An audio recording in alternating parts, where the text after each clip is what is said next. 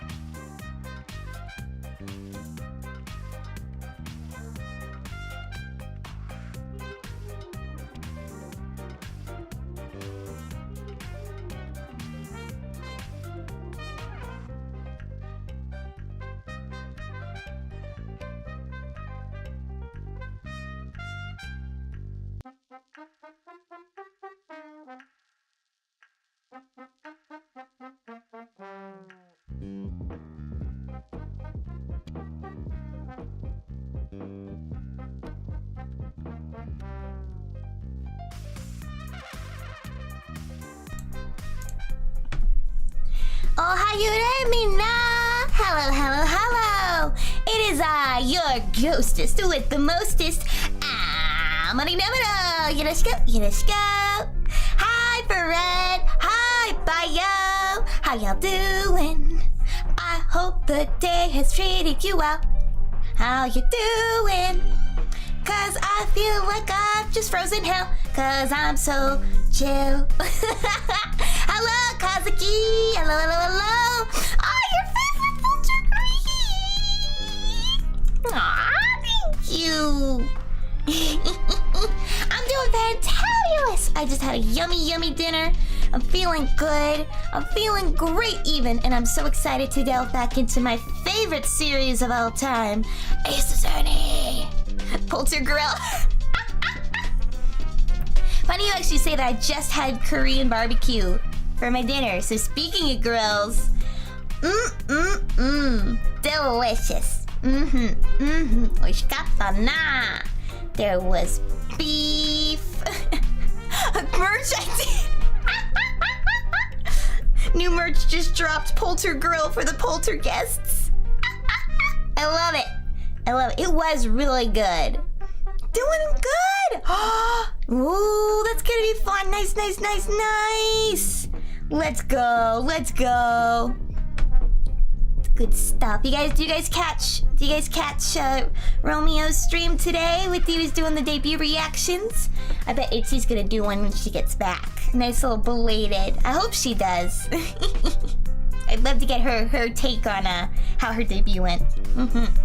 I'm so surprised with how little Romeo has changed since debut in all the greatest ways possible, you know? This merch has been brought to you by Beef Marrow Legends.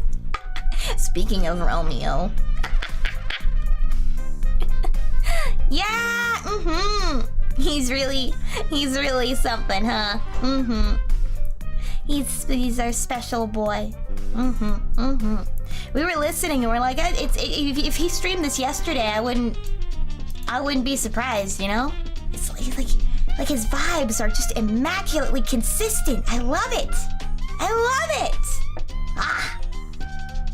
Romeo, underrated Romeo. Alright, well I better cue up the game and get us ready to rock and roll. Yes, it is my golden kazoo. So these were I ordered these in bulk by mistake, but these are we had a competition. It was our game show, our dating game. And this was the prize, but I meant to order 2, And I hit too many zeros, and so we have a lot. I do, Romeo. Speaking of Romeo, there he is. Hi, Teapots. Hello, hello, hello.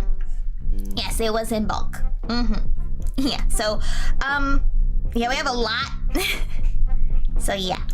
Oh, I didn't mean to grab that. What was I grabbing? Where is it? There we go. Give me the kazoo. Let me pick it up. I want to pick it up. There it is. Ba, ba, ba. Here, and I can play it too. Check it out. Check it out. They work! That's the best part. That's the best part. It is! It's Romeo Marrow Legends! It's him! Yeah, I ordered a lot by accident. I meant to only order a few, but whoopsie. Melt down the others into a giant kazoo. We get like 2 of them all together, so then you're playing like a symphony of kazoos when you in one, out millions. New stream goals. Guys, forget all of my stream goals from debut. That's our new stream goal. The best trophy is the one you can use for fun. You understand. You understand. Oh yeah. Oh yeah. An extra 0 or 2. Wait a minute. Who are you? I'm Kazoo Man.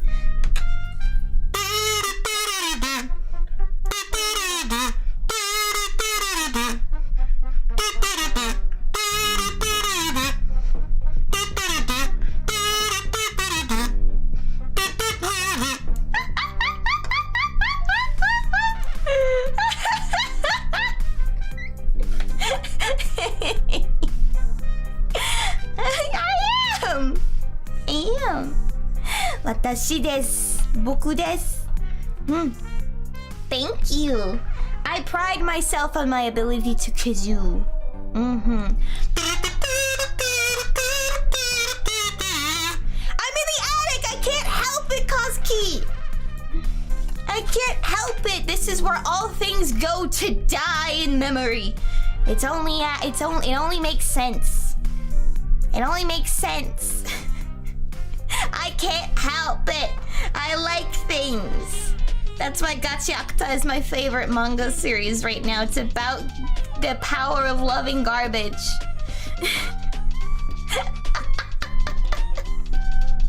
It is a mess in here though. I really gotta pick up some of my clothes.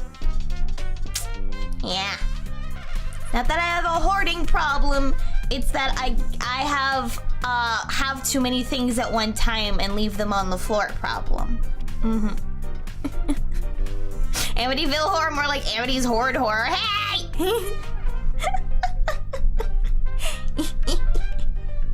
I can fly around the mansion. Sometimes I can leave. I have to bring like a piece of the manor with me, but like it helps to have Skip and like stuff like that. You know, it helps to have like those delivery or services like Uber. I'm always ordering. Give me the things. I'll take your things. They're mine now.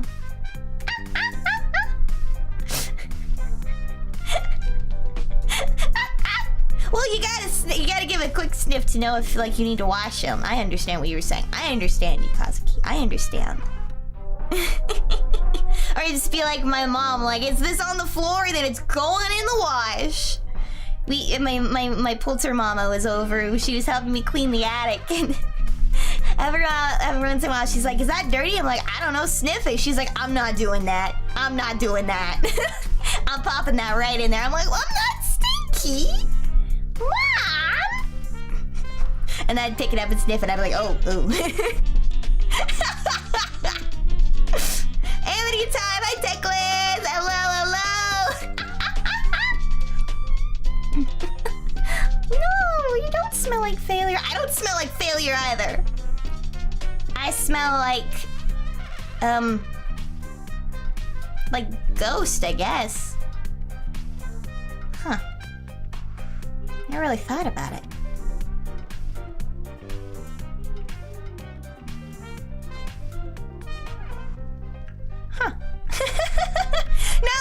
kazoos! I have so many, but I need them all. Even the broken ones. All of them.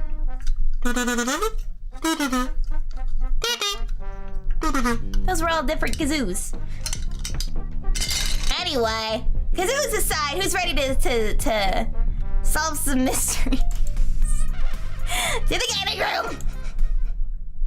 I always forget to get this thing queued up. Capcom! Give me the thing. Yeah. Off to the games, everybody! I didn't die from not showering! I always shower! It was stairs! It was stairs, Kazuki! It was the stairs. It's not my fault. It's time to clean checks all the broken ones out the window. I actually struggle to get rid of things that I break, even when like they're not useful. I get sad for them. Heart of the cards, more like heart of all the things I own.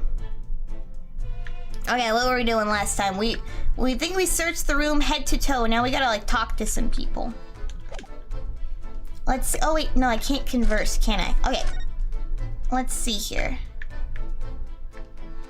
Alright, so we've checked this room up and down. I like that they tell you what you've already checked. Yes, the bandana romance saga begins again.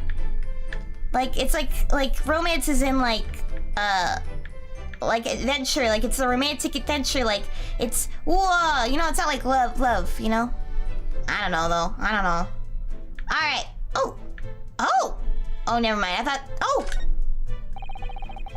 These are the rules of passage for the travel aboard the SS Buria. Passengers must not keep weapons or other dangerous objects in their cabins. Pets are also strictly forbidden. So by bringing her pet on board, Miss Pavlova has broken the rules. She called it her friend, didn't she? Yes, although we don't know what form this friend takes as of yet. I'm almost certain that whatever it takes, it's inside the traveling case in her cabin. He's not just a dead body, he's our bro! It's Kazuma, and he's not dead, it's just a prank, bro! A friend. There's more to this than it seems, I think. Alright. Let's thinky. Let's thinky winky. I've already checked that. Already checked that. Already checked all that. Maybe if I travel. Because there's nothing to present. Let's go back to the passageway. Oh! Cutscene! I was right! No, that... I don't know if those eyes are part of the prank. If there's one thing this game has taught me, even the things I know I don't know. I just gotta scoot up just a little. Hold on. Here we go. Just gotta scoot just a little bit closer in my chair. There we are. Alright. 9th of January, SS Budial First Class Cabin Passageway. He's on his way. He's about to say psych any moment. That's what this scene is. He's gonna say psych. Cosmo's gonna be fine. Ah! Look, Naruto-san! Seaman Stroganoff is gone! Strong enough? Strong enough! The burly Russian sailor who's always crossing his arms and glaring at us. Ah, all these Russian names are impossible to remember. Your name is Ryunosuke. That's not an easy name for someone who doesn't know Japanese, Ryunosuke. He's the bro we kiss goodnight. Night, bro. Mwah, forehead kiss. I am one of the few people in YOKAST that, I think I'm actually the only person in YOKAST that really likes to give forehead kisses. I really like give them mwah, and like a little forehead kiss, just like, love you, bro, mwah. And I guess I'm the weirdo for that. All right. Tra-la-la. Did you hear that? It sounded like someone singing. Tra-la-la-li-la-li-la-lay. I did a great detective lay. This caroling. I know that lark-like voice. Well, never mind that now. It's a golden opportunity for us. Yes, you're right. We must seize it. Let's get inside Miss Pavlova's cabin while we can and investigate. Definitely. Before that stringy-knocked crewman comes back. Stroganoff! It's Stroganoff, not Stroganoff. Let's go, let's go! Go, go, go, go! Doko. Oh, and all the books are over again. I guess we never fixed hers. Miss Pavlova isn't back yet. Sasato-san. Oh, where's she going? Hey, what are you doing? Those are her private things. We're already in her room when she doesn't know it. Ryunosuke. There's not a moment to wait, Naruhodo-san. Naruhodo-san, it's a moment to waste. Moment to waste. We must investigate as quickly as we can. I suppose you're right. Can't catch the culprit. The culture is Amity. She's playing the game. The case is open. That's why I was like, uh-oh. Suppose you're right, for Kazuma's sake.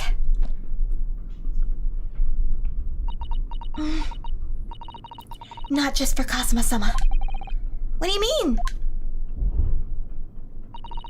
It can't be long until we arrive at port in Hong Kong. I don't want you to be in those handcuffs when we get there. Really? We must solve this case, Naruhodo-san, by ourselves if we have to.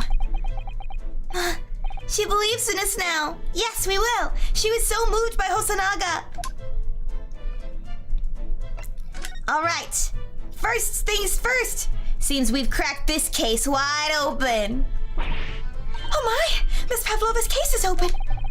It's completely empty inside, but according to the great detective's great deduction, she was hiding her special friend in here. Hey, yo, Amity, do the line when we find the culprit. The killer is in this very room. Ah, yes. A friend that she had to keep secret. Because you're not allowed to bring animals aboard the SS Buria. I wonder what kind of animal she had in there.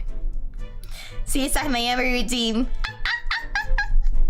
That's actually not a bad idea. And more to the point, where is it now?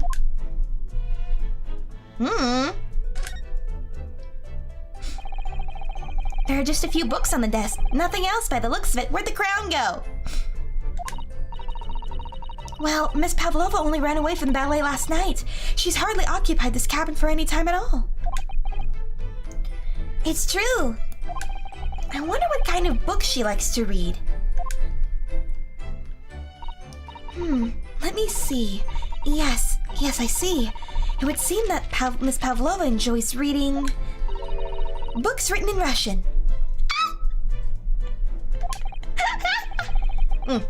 Thanks. I think I probably knew that already. 6 foot cut out of Amity. That's like a whole foot taller than me.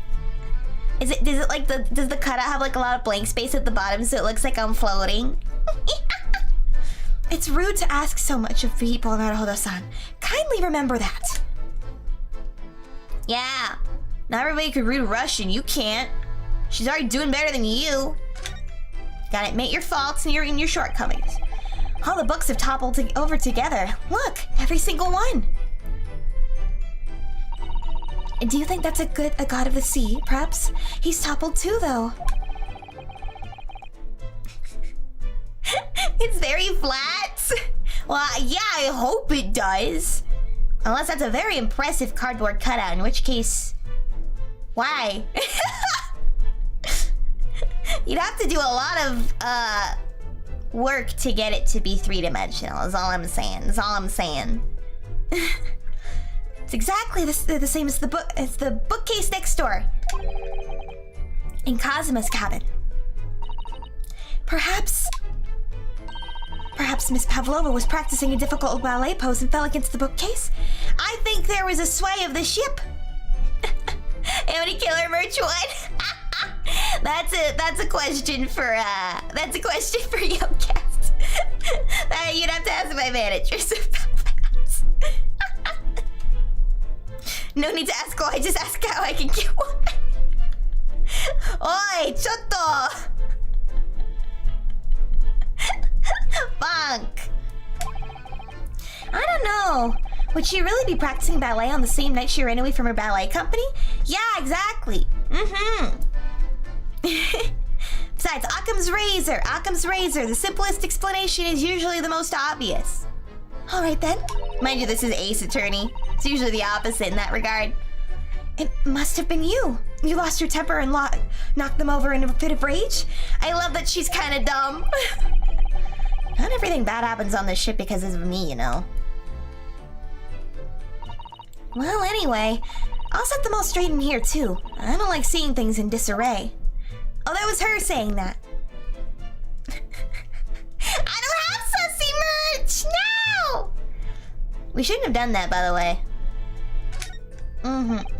Ah, yes, they're displayed in this cabin, too. Look, the SS Booty has rules of passage. Passengers, oh my gosh, how many times are they gonna read this? I suppose Miss Pavlova realized that she needed to keep the contents of her case a secret after she read this. Her special friend, I mean. I wonder where her friend has disappeared to now. It's probably having fun exploring the ship, I imagine. I just hope Seaman Stroganov doesn't find it and throw it overboard. Let's see. She's using her talent as an entertainer as a bribe for passage. It's a win-win. She doesn't get tossed overboard and the crew get a show. I guess they would. They might be ballet fans. You never know. I want to see the closet first. Naruhodo-san, are you there? Sorry? I'm right here, yes? Why? Oh, good. I thought you might have climbed in the wardrobe when I wasn't looking. There's no place like home.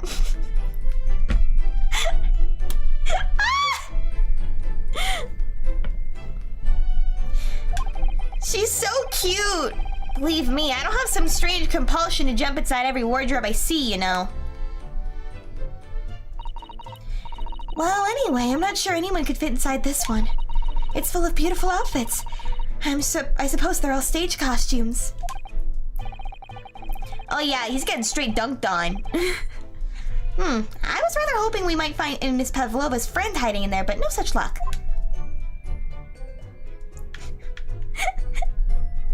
Okay, I guess we can't see inside that bag. Let's check out the door.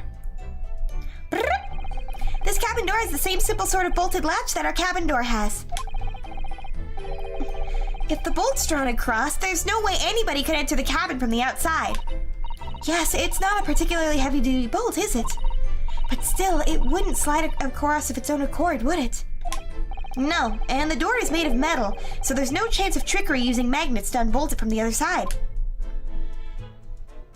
It's actually true, that's fair.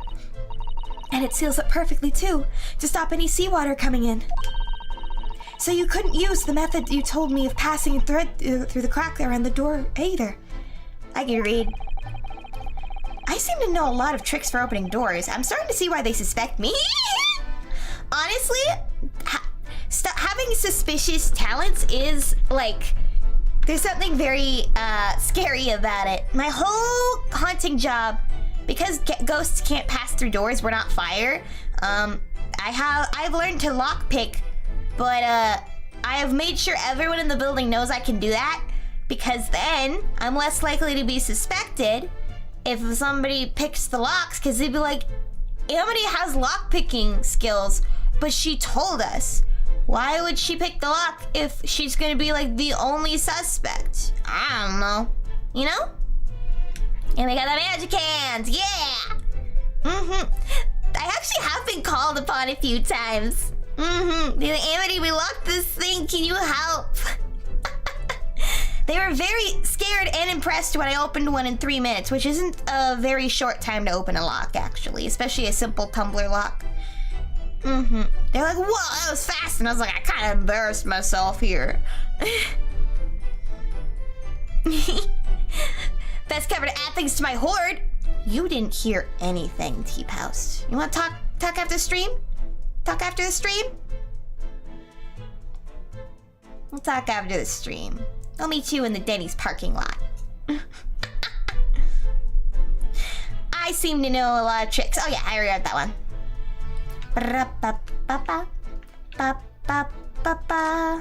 Oh, there's a plate on the floor. Probably for her pets. I wonder what this little saucer is doing on the floor. Yes, it doesn't look like it's been dropped. More like it was put there deliberately. Ah, do you think... Amy picks the locks to get the doorknobs. You don't need a lockpick to get the doorknobs, I'll tell you that much.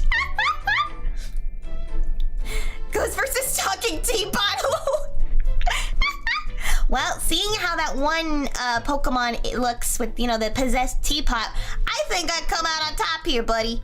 Hi, Shade! Hello, hello! Do you think there could be a leak in the roof just above here? Oh my god, she's so dumb, I love her. What? A leak? Is this ship quite safe? I'm sure that even if there's a little leak in the roof, it doesn't mean the whole ship is gonna sink. Vaporeon? I think so. That's like the dog that's got like fish tail, right? I think so. I don't know Pokemon. I only know one, and it's the only one that matters to me, and it's Snom. Oh yeah, Poltergeist! Poltergeist, I love it! In terms of human Pokemon? That's not a... They're not... Oh, I know there's like one that kind of looks like a person. He's like a snake. He's like a lizard or something. Something like that. No copy pasta. No copy pasta. Is this a bad thing? No! Okay, I'm not gonna ask anymore. Anyway, no, you're right. Of course you're right. She's really trying to persuade herself, isn't she? No, yeah, bye. Nope, yeah, bye. Don't bonk bonk. No, I'm bonk bonky. No, yeah, byes. Only I can yeah, bye. Jordan, this Jordan. It would seem this teapot is empty. Just like our teapot's black soul.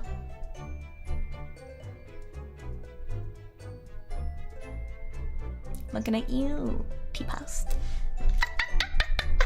I'm kidding. So the natural conclusion is that the Russians are very thirsty people. Or because Miss Pavlova only came to this cabin last night and hasn't had the chance to make any tea? I mean, it could be either. So it's either this thing, or it's this other thing. Your deductive reasoning is not very good. Strangely threatening, Amity. It's definitely that they're excessively thirsty. I'd lay 1,000 to 1 on it.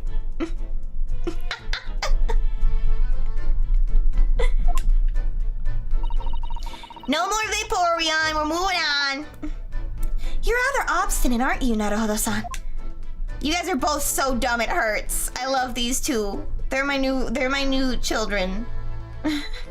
I'm adopting them immediately. I'm not much of a mom. But I will take care of my children. I suppose every cabin has a waste paper basket. Shall we have a little look and see what's been thrown away? Naruhodo-san! It's poor etiquette to go sifting through someone's rubbish, you know. Ugh, those eyes. She's looking at me like I'm a piece of rubbish now.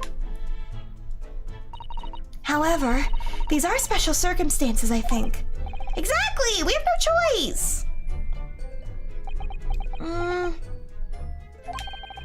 There's hardly anything in here at all. Oh, well, that's a little disappointing. Aww. Is there anything else in here that we can... Oh yeah, the grate.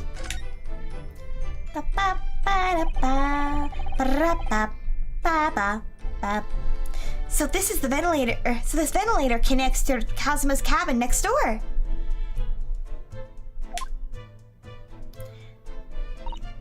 Yes, although what a foolish shipbuilder must be to open a ventilator into another room. Ah, maybe It's so that if there's a gas leak next door, the occupant of this cabin would notice and raise the alarm. Or the occupants of both cabins would die from gas poisoning. Ha! It's for air circulation. That way then the cabins don't get so musty. Air can circulate through the cabins freely. That is a possibility. Anyway, last night Kazuma wrote that he saw a speckled band coming out of this ventilator.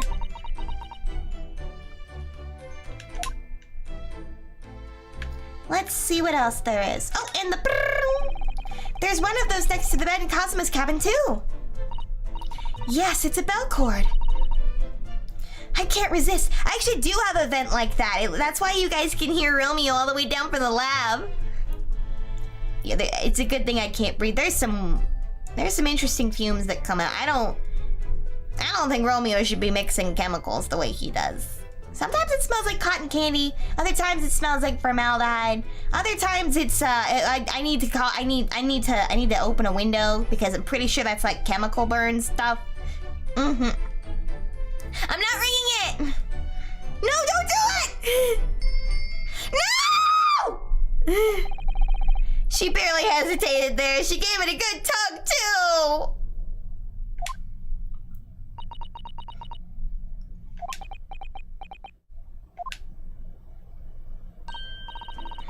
No, I didn't actually expect anyone to come. I don't want them to!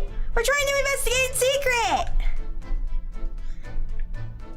But the fact nobody's come for either of them means...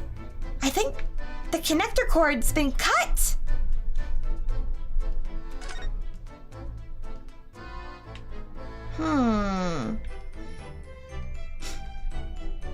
Let's see. That's the thing I like about Ace Attorney. It gives you so many things that are all Chekhov's guns and you have no idea when they're gonna go off. You can go off at any moment.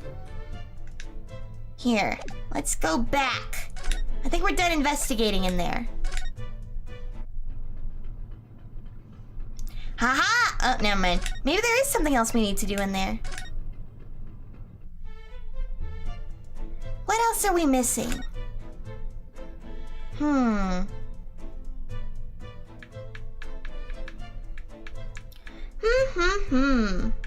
We've already got that.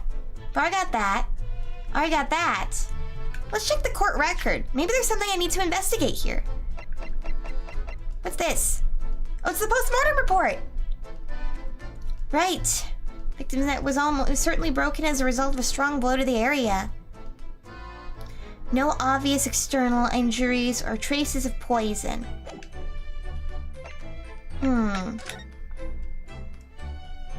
It's working. Shield polish.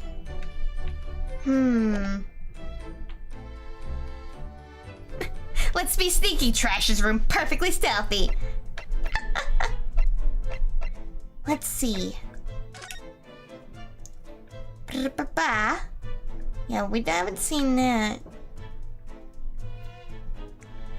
Gosh, ballerinas are absolutely crazy. Look at that form.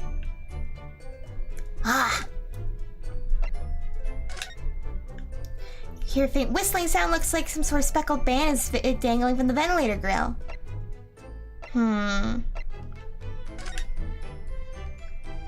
Ooh! What's this? My personal student number is engraved on the back here. If you lose your pin, they won't accept you as a UMA student at the university. You may not come in, they say. That's amazing. Of course, you can get a new pin made if you can just tell them your number. I actually lost mine twice already, but I still don't know my student number by heart. I always say to myself, I mustn't forget to write it down somewhere, but then I forget not to forget that. Oh my gosh, this boy is so dumb. The symbol of Yuma University. Every student wears this pin with pride. It's funny, but most emblems seem to be either round or rectangular. I like this spike design, even though it doesn't really make any sense. Although, it does cause problems. A lot of students end up cutting their fingers on their badges. Yeah, we'll check the garbage again. Perhaps it was the idea of one of the founders. A sharp pin for a sharp mind or something? Alright, let's check it out. Let's go back to the garbage. See, there's nothing in the garbage. Suppose every cabin has a waste paper basket. And she said, no, no, no.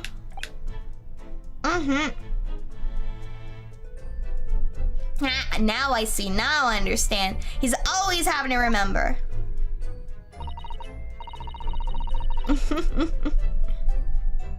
Not the garbage, the garg. I don't know what that means. We'll check out what the garg is. Hardly anything here at all. Oh yeah, I forgot about that. Oh, well, that's really disappointing. Okay. What is that? What is that? Let's see.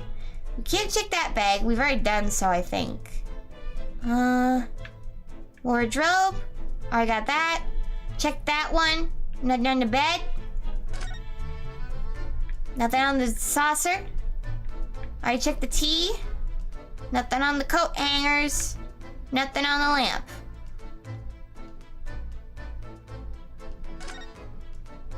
I'm gonna ban you, Kazuki! Hate you, hate you, hate you, hate you. I am full of malice. I think we've examined all we can here. Yeah, okay. Alright. Okay. Alright. Let's think. Alright, I'm gonna examine one more time. Ooh! Miss Pavlova's cabin.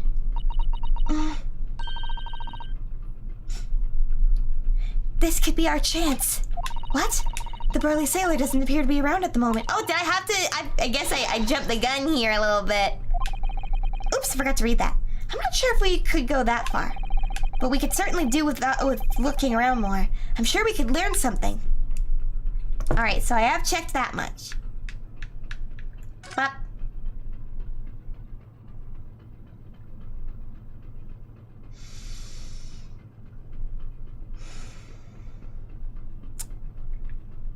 what you up to, my boy, Oh, it's Mr. Sholmes, look! Wow, you never know where he's gonna turn up next, do ya? He seems to be stealing a look at something as he sings to himself.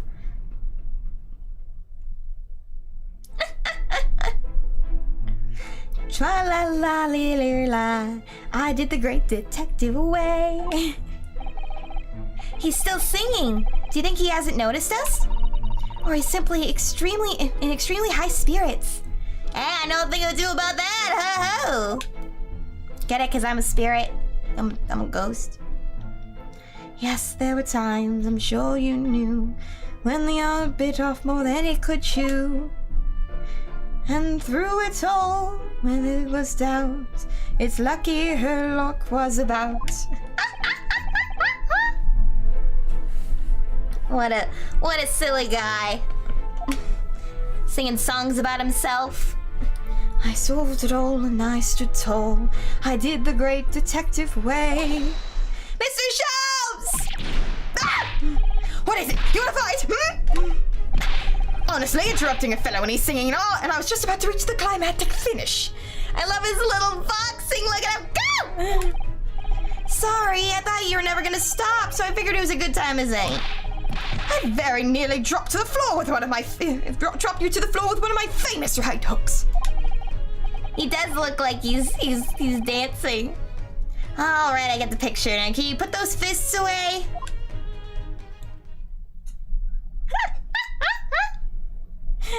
I love this dude. Mr. Sholmes, you seem to be examining something before we interrupted you. Ah, yes, that. I was immersed in the study of the ship's log, as penned by the stockily built crewman who's usually on guard here. Oh yes, the ship's log. And did you find anything useful from it? Well, after 2 a.m. this morning, the majority of the entries are blank. Which means that there was nothing to report, nothing of note happened, so...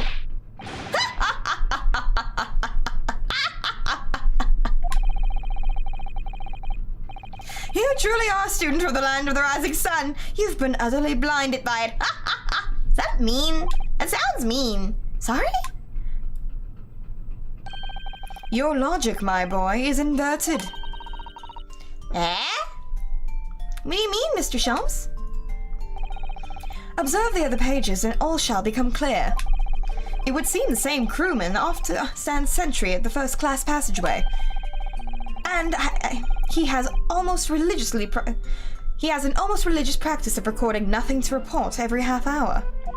Ho ho! Oh, he writes that in every 30 minutes? Nothing to report? Precisely. Simply put, the seaman writes nothing to report when there's not just that. And yet, the ship's log from last night is largely blank. Didn't even write nothing to report. That's true! My theory stands! Do you mean... Yes. There were circumstances afoot last night, which led to the seaman being absent from his post. What kind of circumstances? What happened?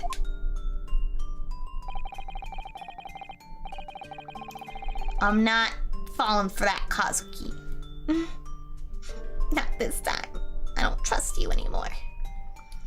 That remains a mystery for now, but we can be sure something significant took place.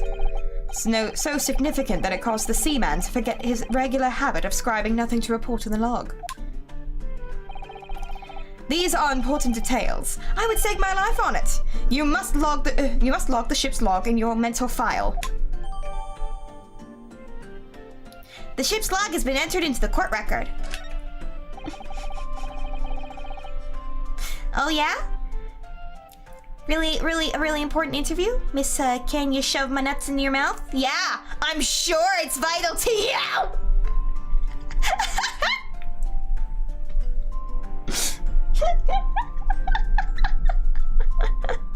Now that deduction was worthy of a great detective.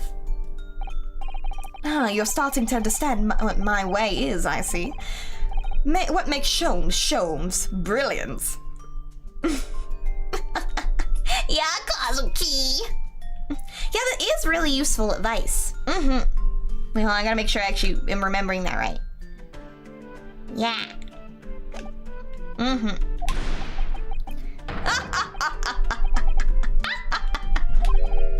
Oh, ouch. Huh? What is it? Are you hurt? Oh, don't worry yourself. I seem to be afflicted with a throbbing head this morning for some reason, nothing more. They were drugged! I'm calling it now!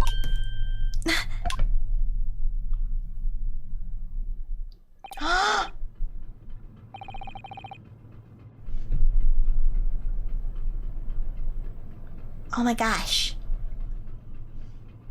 Everyone was drugged. Kazuma doesn't like chicken, so he didn't eat the chicken. The food was drugged, that's how everyone got drugged. But he didn't eat it! So he was the only one that was awake! It was probably a crime of opportunity! I bet someone was trying to steal something from there, just like trying to steal from the cabins. And they didn't realize he'd be awake and they killed him! Oh my god! Am I a great detective? Well, my friends, until our next encounter. Bye, Sholmes. My brain is working overtime. Yeah, I think he saw something or someone he wasn't supposed to. He's still singing to himself. I can hear it as he wanders down the passageway.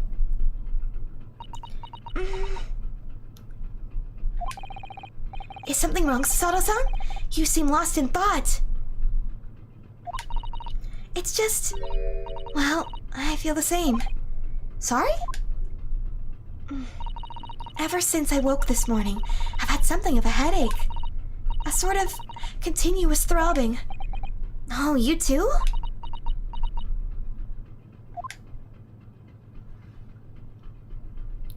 Herlock Sholmes best detective now! Herlock Sholmes best detective.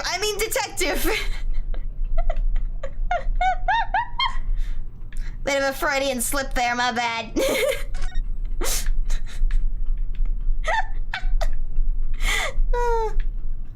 Now I wonder what this is all about.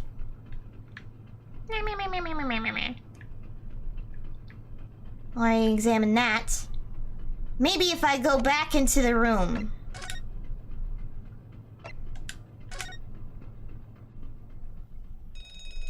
Ding-a-ling-ling-ling-ling-ling-ling-ling-ling-ling-ling-ling-ling. What's that?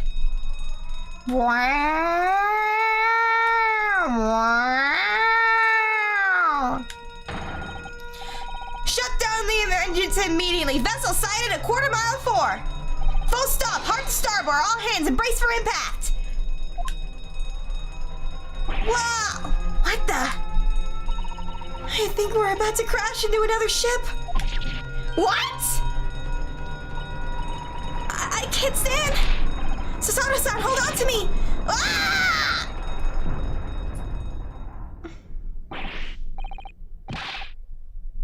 You injured at all? I think I'm fine. Thank you, Naruto-san. I hope this isn't the Titanic, too. Or so, more, I really hope it's not the Britannic. I know that's later in history, but whoo, that's a doozy. Looks like we avoided a collision. I think. Yes, the ship has come to a stop.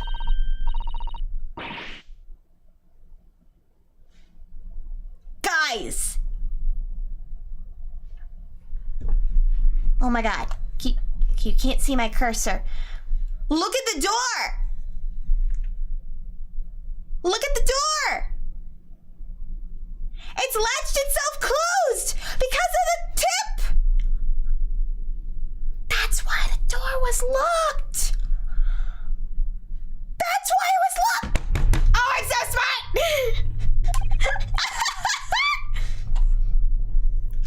No, I'm fine. I'm good! That was me! I was doing a thingy! Sorry, Casey! Casey got worried. Hello! Is anyone in there? Shout if you need assistance! Oh, that sounds like... Inspector Hosonaga.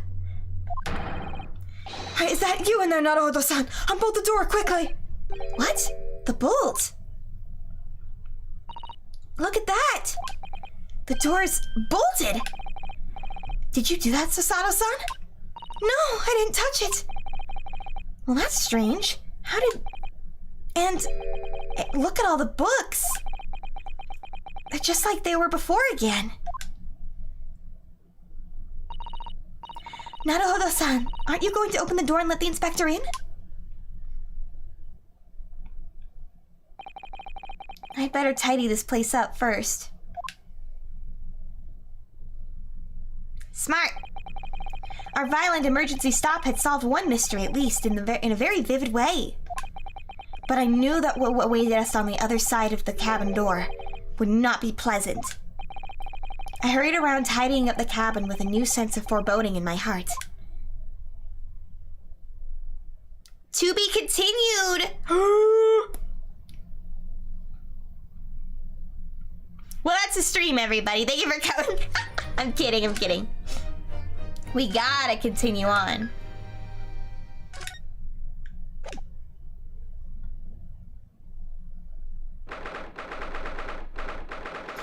9th of January, SS Booty on Miss Pavlova's cabin. Somehow, the door to the cabin we ended up and bolted after we made an emergency... My brain stopped for a sec. Somehow, the door to the cabin we were in ended up bolted after we made an emergency stop. It's called gravity. Susato took a deep breath and gently slid back the bolt. Uh-oh.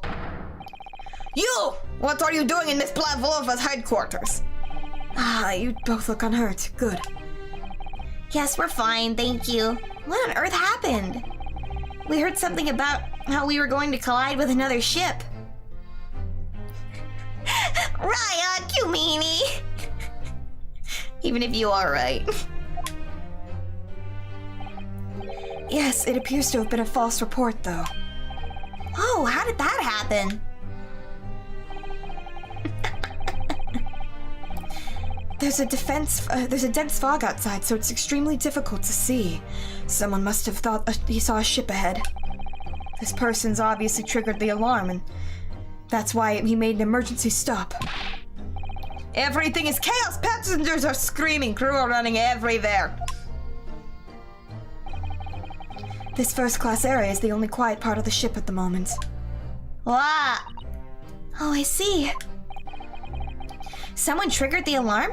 Does that mean that someone pressed that button outside? What? Ah! You wicked intruder, all dressed all in black, you are the devil! Sorry? Me? I've been called a lot of things before, but devil is a first. You opened my traveling case, how could you? What? No, we didn't touch it. That's right, Miss Pavlova. It was already open when we came into your cabin. Inspector! Yes? Arrest this man. I know he did it. He is a criminal. It is not enough that he has killed a man. And he is stowaway as well. If Vixen promises not to steal chicken, do you believe? Take him away. He is a trespasser as well as everything else. I didn't open it. It was open when we got here. Stowing away, trespassing, killing. She is right, you're a devil. It doesn't look good, does it? There is cell below deck. Throw him in. Tomorrow we dock in Hong Kong. Then we will give you straight to police.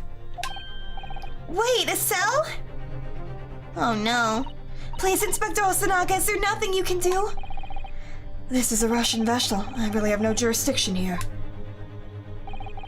After my last effort to appeal to the captain's good nature, I think I'm out of options. I got some bad news for you, Rag. You're a little late. This is terrible. This is a real crisis. I got to find a solution. Immediately!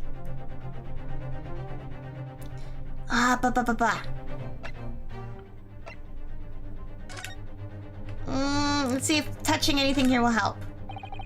I just need to keep calm and focus at the task at hand, which is investigating. Don't touch my things! You want me to show you where crawfish hibernates? Hiya! Nice. I mean, ow! Mr. Naruhodo, what do you think you're doing? Wow, everyone's out attacking me, and I was just starting to think she was my friend. Isn't there anyone who can help me out of this mess? I guess investigating isn't gonna do me much good. Let's think.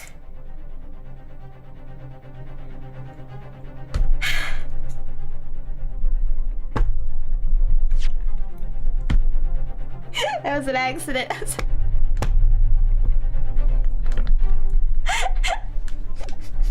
He looks like a beetle. He's like a cicada. What the? What are you doing up there?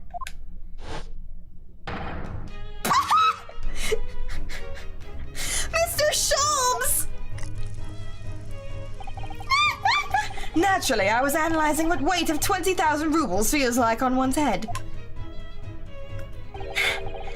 Have I not told you, as a detective, it is my business to know what other people do not?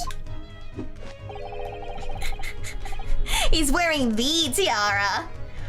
This isn't mere tomfoolery, my boy. No, no, no. I don't believe you. Well, why are you hanging from the hook before then? Isn't it obvious? To properly assess the weight of the 20,000 rubles, naturally. I wish to determine if it would bend at the conceited-looking hook on the wall, so full of brag and bouts.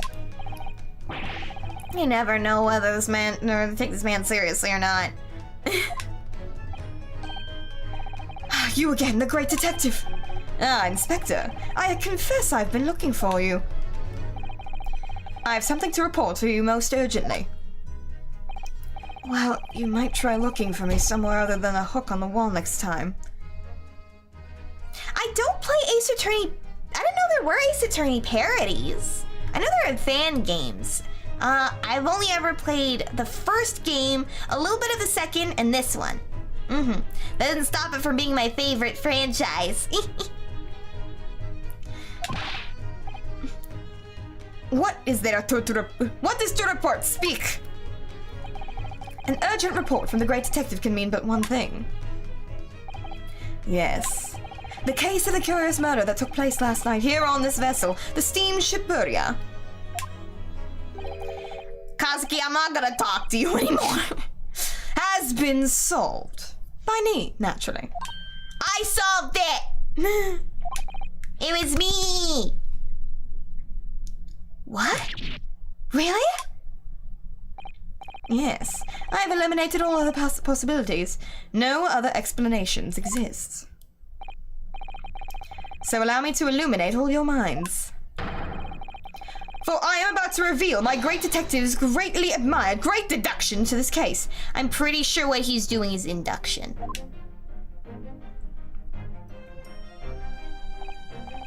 Ha! You have solved it. Even Hedgehog understands this case. I don't believe you, Kazuki! We all knew who was responsible for killing Student Boy this morning. We found criminal in wardrobe. I actually think him making reference to Hedgehog is like a Russian idiom, if I'm not mistaken. It is this stowaway, and he has handcuffs to prove. I didn't do it! The trouble is, there doesn't appear to be anyone else who could have killed the victim. Because everyone knows the cabin door was bolted shut from the inside.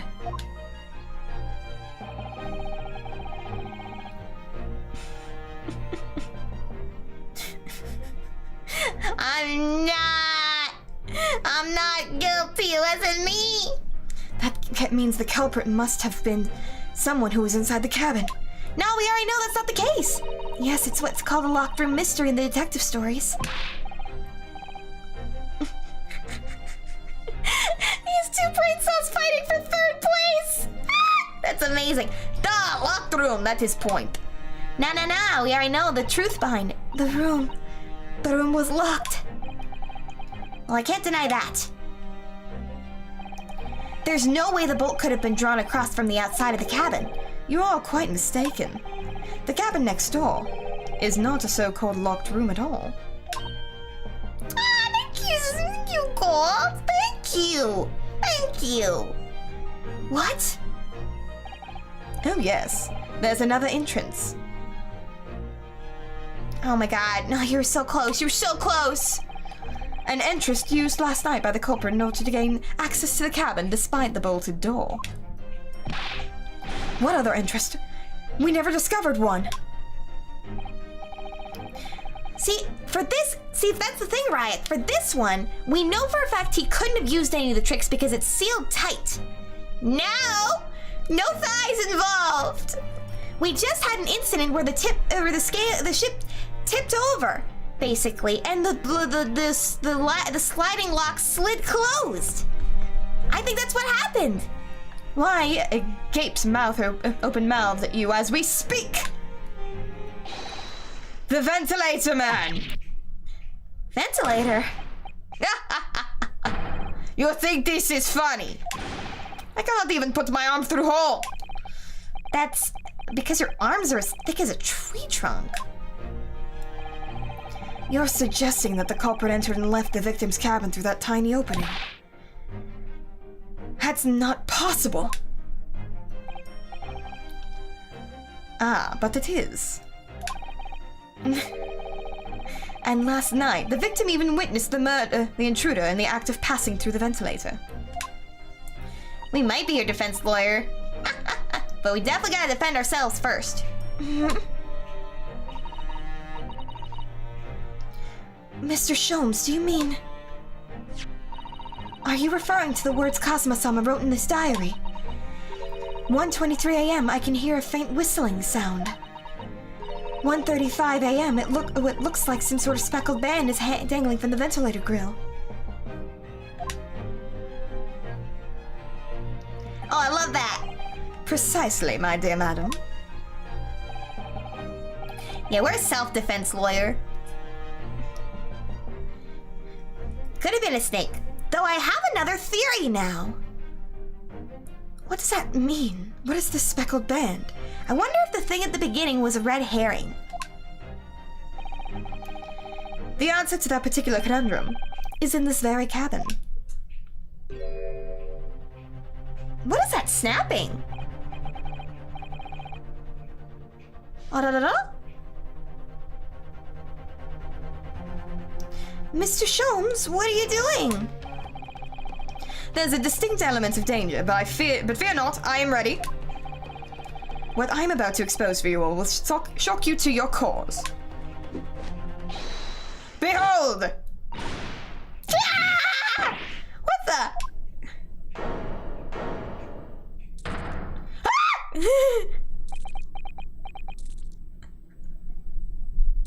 Okay, scratch my theory.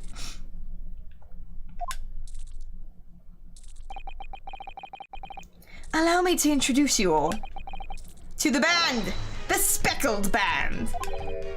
A snake? Indubitably. I guess it wasn't a red herring. It was a snake.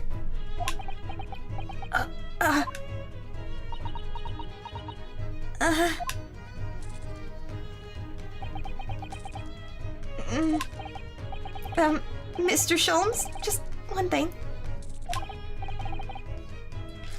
Pray, what troubles you? Well, that snake isn't really speckled, is it? Oh, it's striped. It looks more stripey, wouldn't you say?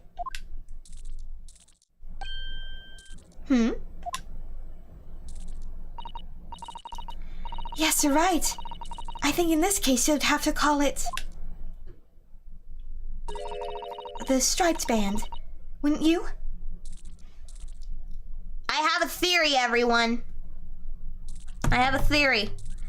So, the whistling sound might have been a gas leak or something. Maybe the whole place was gassed and it wasn't really poison. I don't know. And maybe that speckled band is actually the pull tag thing next to the bed. And he was just like, I'm woozy. What's that speckled band? Because, you know, gas makes you lightheaded. Mind you, they didn't find any traces of poison.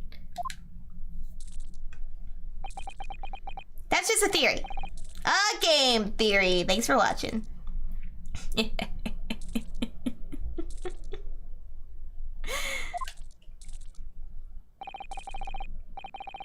Oh no, if he was strangled, you'd be able to tell. Trust me, there's petechia and bruising. He was hit. It was blunt force. Herlock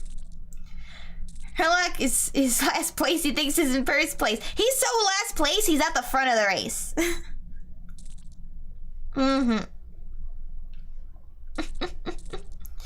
Use both see and observe with distinction. However, do you not think that this is precisely the trap to which the culprit wishes you to fall? No, don't go, Ryok. Hi, Grim! So this is a heck of a scene to come into, huh? Yeah, we found the snake. I knew it was a snake. What? Ow. There we are. Oh my goodness, really? It's a trap? No worries, you're always on time. It's the same logic as weddings, you know? The Polterguests are never late. Everyone else is just fashionably early. It's also the streamer logic. I'm never late, no matter what, even if I'm late. Nobody's late for a stream. How exactly? I think perhaps it is time I explain the intricacies of my train of thought. Oh, please don't do that. Are you ready, Miss Pavlova? I'm sorry for the young man who died, but that is all. His death is nothing to do with me. This whole thing is nothing to do with me. There are two conclusions I have drawn from the facts. Number one, are we gonna do the deduction? Or induction? Last night, your friend infiltrated the victim's cabin. And number two, that same friend was responsible for the victim losing his life. No. She's turned white as a bowl of rice again. Mr. Sholmes must be right. He's hit the nail on the head. This young woman's friend killed Mr. Asogi?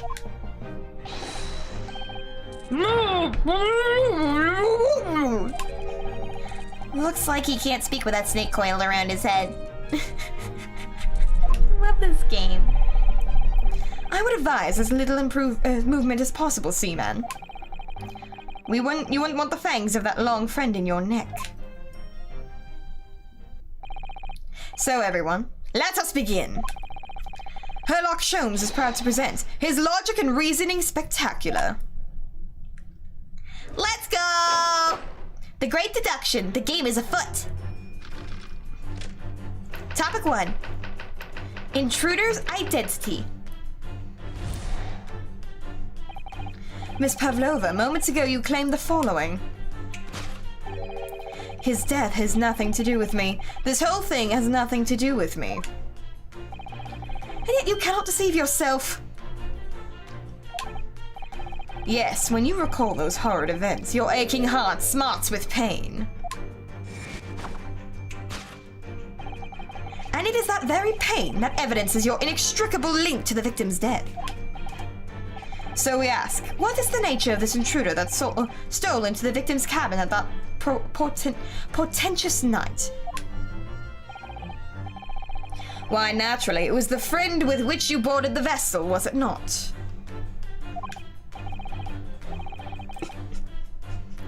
It's derailed and split into 4 different tracks despite he's doing multi-track drifting. Ah, as I suspected, another telltale glance. Without doubt, your friend with is the writhing serpent we see before us. And yet, that fact leaves us a quandary. The victim's written observations on the night in question of tell of a speckled band. Yes, we arrive precisely when we need to. Whereas, regrettably, I think this is wrong. This specimen's markings do not fit that description in any way. Ah, so cool. What explanation can we give, pray? What was this sight that fell upon the victim's eyes last night? No, don't look at me. It has nothing to do with any of this. Oh, but it does. You have to answer to this quandary even now, hidden behind your back. Anna? Yes, what you are trying, but failing, to conceal can only be the snake's slowed skin. Evidently, after the subtle and horrible crime, this most deadly friend of yours shed its original skin, no? I don't know what you're talking about.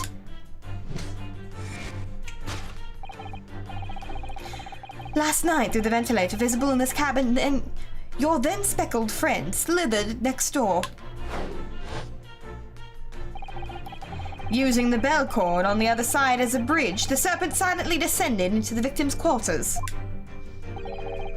In the dim light, it appeared to the young gentleman who was about to lose his life as a speckled band. Oh! In summary, the nature of this friend of yours, which last night infiltrated the scene of the crime, is a rare breed of snake, whose markings change each time it sleuths its skin. Is that a real kind of snake that does that? A snake so dreadful, we can only imagine it would be found in the deepest depths of India. Why India specifically?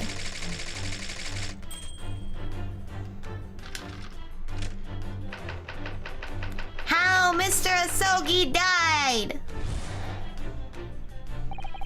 Moving on, we come to the heart of the matter, the grim demise of the victim. How did this young man lose his life, and why? According to the data which I have been apprised, it would appear that there were no visible signs of injury. No puncture! In fact, the circumstances of the victim's death can only be explained by a terrible venom. No poison in his system either. Now, if we take that as fact... His problem is he is too used to a good story. We can reasonably imagine that there remains evidence to affirm the scene of the crime. Oh no! Could there be? Yes, an examination of the deceased's body will prove the cause of death conclusively. Oh, look at his boots! Those are cool! I want those boots. It's almost, but not quite, imperceptible puncture wounds left by the venomous fangs will seal the truth. Yes, the vestiges of the snake bite delivered by your terrifying friend. This makes no sense. It looked like he was defanged, too. There's no point in feigning ignorance, Miss Pavlova. After the incident, you endeavored to hide everything, didn't you? Doesn't explain the locker room mystery, doesn't explain how she got in there. But now your involuntary glance betrays the hiding place you chose.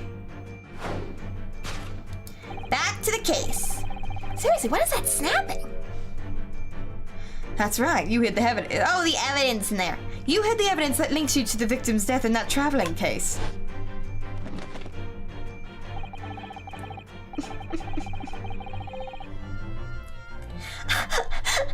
Gold, no! Gold! あ、ちょっと待って、みんな。Give me a second.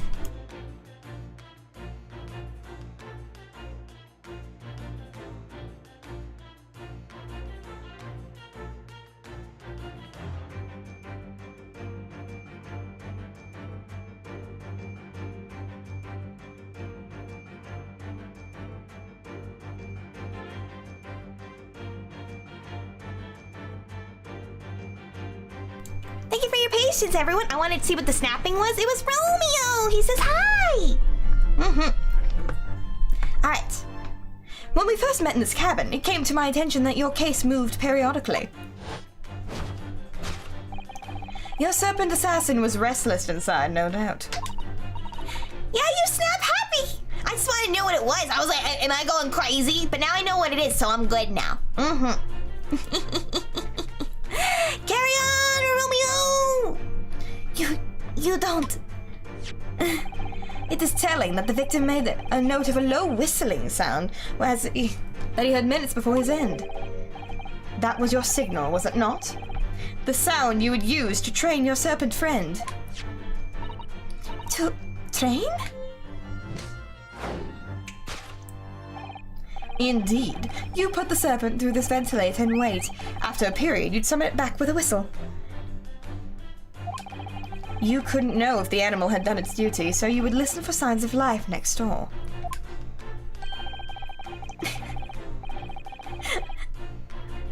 I'm in the attic! What passerbys? The courtyard's huge!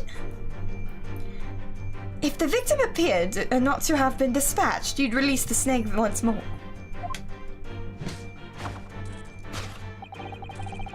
Do you deny the snake has undergone such training? It's not true! Having slithered down the ventilator and down the bell cord, the creature needed only to sink its fangs in once more. And its venom would course through the victim's veins, ending his existence forever. There's simply too many factors that don't come into play. That is the true nature of the speck of ban that took the poor young man's life.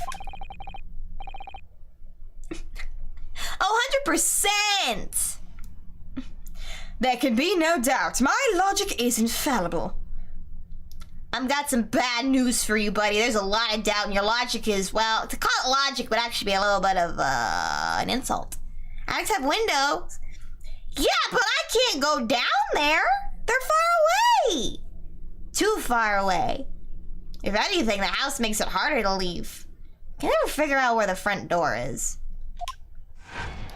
Yeah, this logic is baloney. Phony baloney. As my mama Geist would say. Thus concludes Herlock Sholmes' great deduction of the speckled band. It's so... I don't know if that is...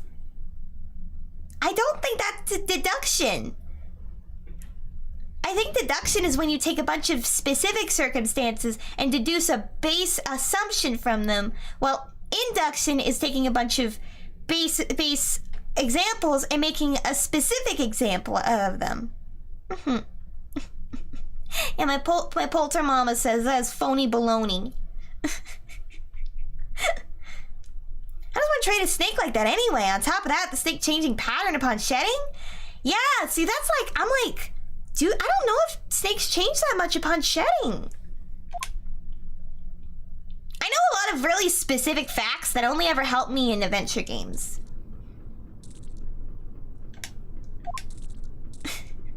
Isn't it weird that the snake hasn't bitten anyone yet? Miss Pavlova is trained her pet as a killing machine. There on the floor, you will observe a saucer of milk. Promise of food is the key to training any creature. I bet this snake isn't hers. Mind you, she had the skin.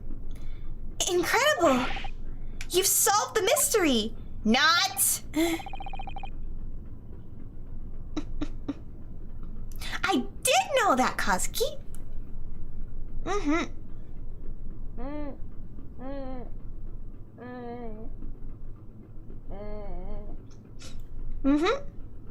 Because humming comes through your nose.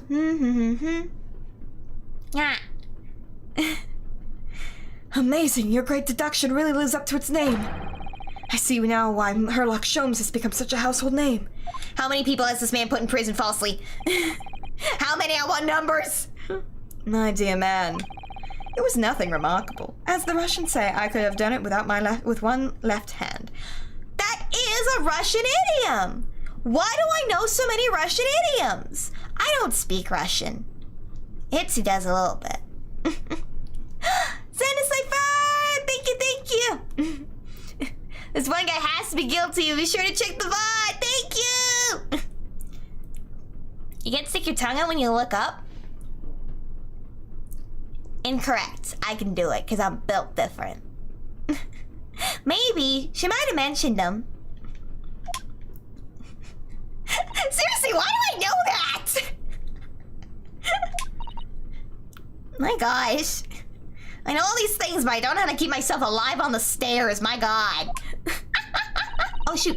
Could I venture an opinion, Mr. Sholmes? But of course, what's on your mind? No, I want... I did not do an ahoge. I don't think that means what you think it means. That's a little cowlick. Oh, I read that wrong. Hey! Time out! I'm gonna time out you at this rate. You be careful. I'll do it. You'll be my first to time out. Kazuki, you got one of the little tricks in the book. I didn't know that one! I was like trying to, you know, like when you're trying to get like snowflakes and you just go bleh. You don't open your mouth, you just stick your tongue out. No. Anyway, hate you all, hate you, accomplices, each and every one of you. It's just about your deductions before. Some things don't make sense to me. I welcome questions as to my method, and I will answer both loudly and proudly. Oh, well, good. First of all... Oh, she's got the book out. Snakes are egg-laying creatures, part of the reptile family. You are well informed, madam. And reptiles, don't drink milk. Ah. It's really only mammals that like to drink milk, you see. So, I'm not sure it would be possible to train a snake using milk as reward. No matter. No doubt Miss Pavlova used some other treat to encourage her pet to do her bidding. Now you're just trying to make the facts fit your story. When you try to catch a snowflake when you're with your tongue and you look, it falls on your nose.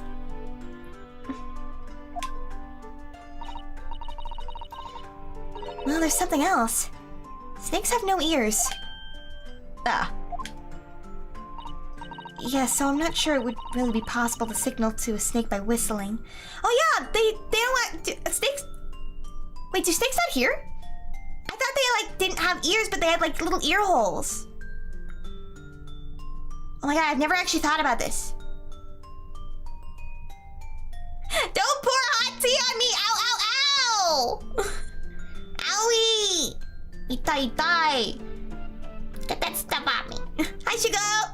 They can't hear, they have little holes! See, they do! Susato! But madam, what of the tales of Arabia?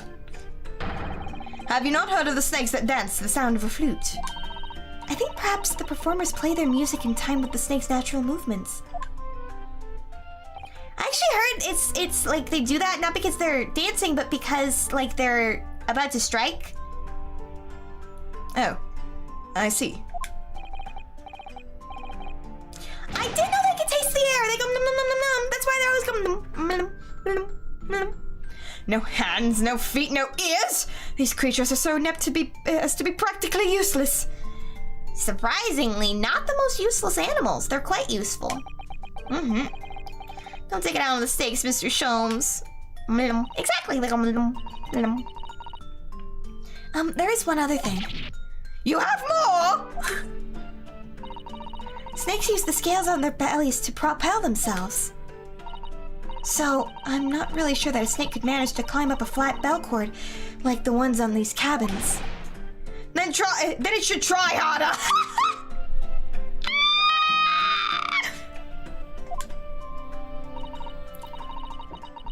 Kazuki, you gotta get your brain out of the cutter. Please don't be angry with me, Mr. Sholmes. The point is, even if the snake had gone through the ventilator in the next door cabin, it couldn't have come back without help.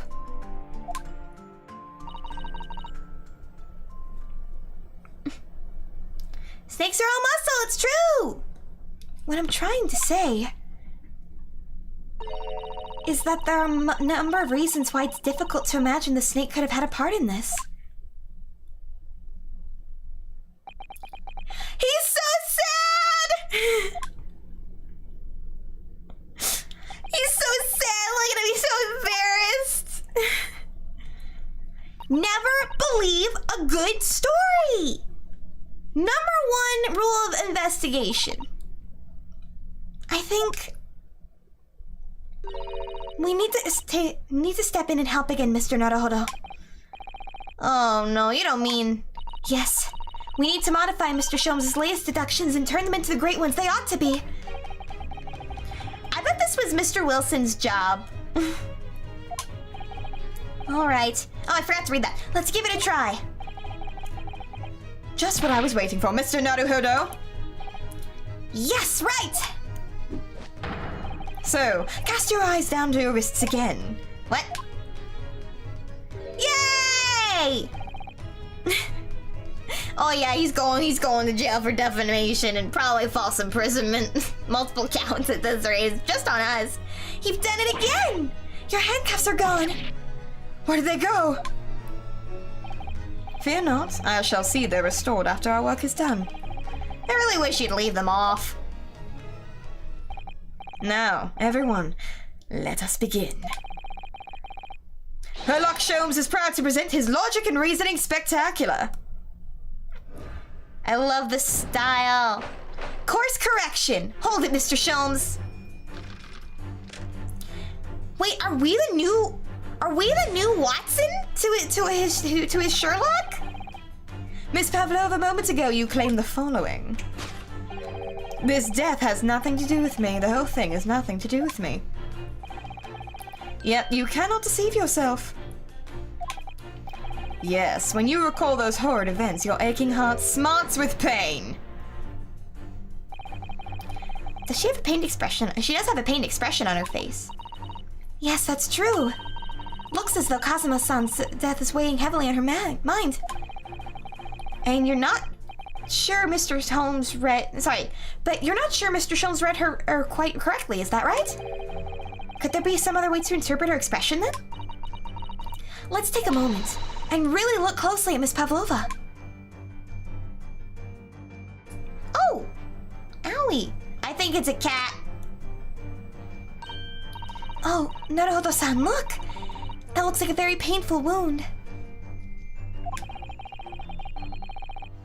It looks like a scratch made by some kind of small animal.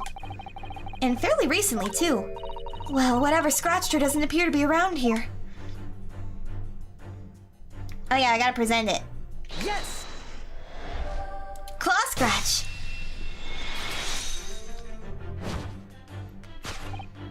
Yes, when you recall those horrid events, that claw scratch smarts with pain. Indeed, and simple observation reveals that that wound is fresh. Miss Pavlova, did you in fact receive that scratch sometime late last night?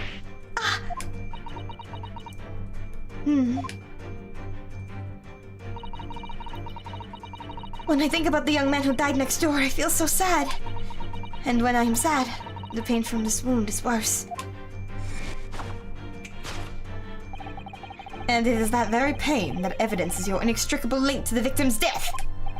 So we ask, what is the nature of this intruder that stole into the victim's cabin at that portentous night? Why, naturally, it was the friend with which you boarded the vessel, was it not? Ah, as I suspected, another telltale glance. Without a doubt, your friend is the writhing serpent we see before us. It seems like that scratch mark on the back of Miss Pavlova's hand was made by this friend of hers, doesn't it? Except, snakes don't have claws, do they? No, they don't. It's a pet cat! That's the milk and the scratch. They don't even have hands or feet with which claws might grow. They used to! Did you guys know that? Everyone knows that. That snake isn't her pet. What is? What's the true identity of this friend of hers? We should follow her gaze, Naruhodo-san. That's where we'll find the answer. Oh god, guys. So dumb. We're so dumb. Oh, it looks like Stinky! Guys, it's the bell!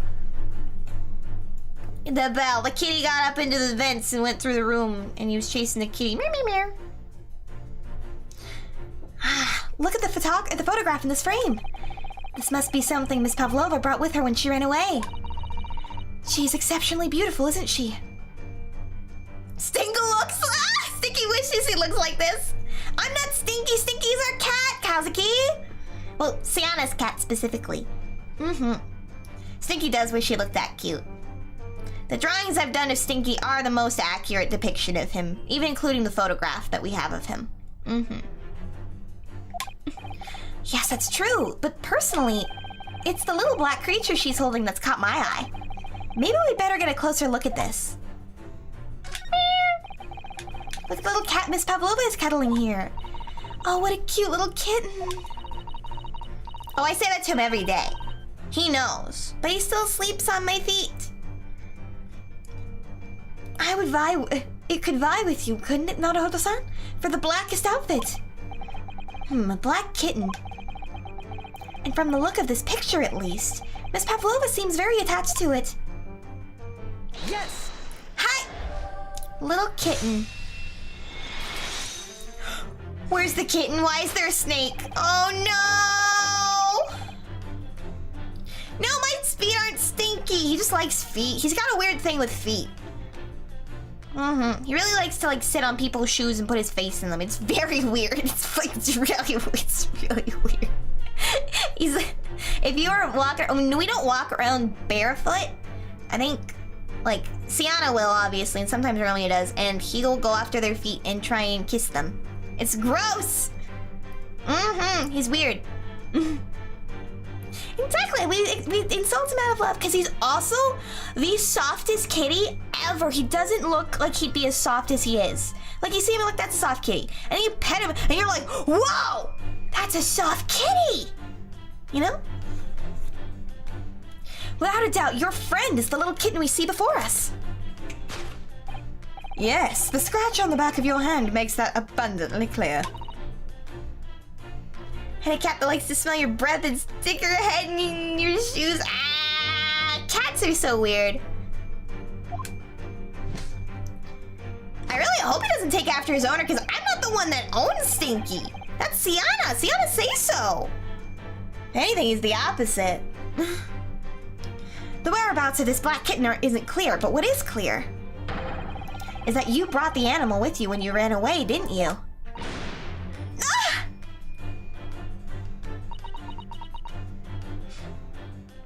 Yeah. Sianna is incredibly say-so. Mm-hmm. She doesn't even swear. Darka is my best friend. I couldn't leave her behind. Darka would appear to be a Russian blue. And yet that fact leaves us in a quandary. The victim's written observations in the night of the question tell of a speckled band. Whereas regrettably,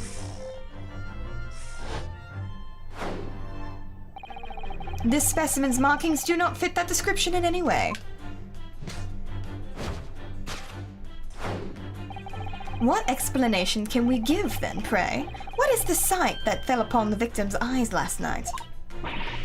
No, don't look at me. It has nothing to do with any of this. Oh, but it does. You have the answer to this quandary even now, hidden behind your back. Yes, that with which you are trying but failing to conceal can only be the snake's sloth skin.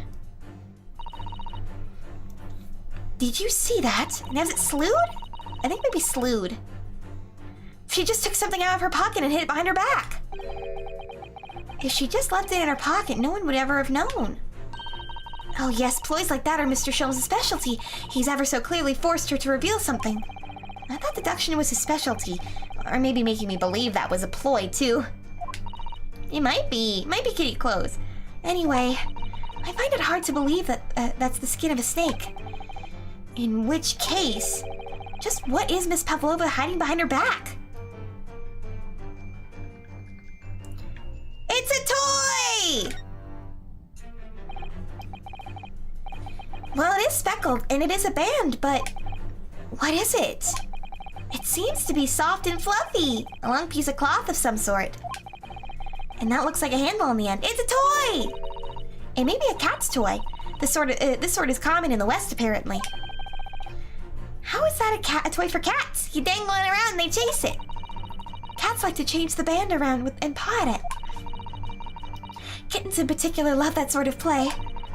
You only need to wave it in front of them, and they bound to catch it. It's so cute. That sounds positively adorable.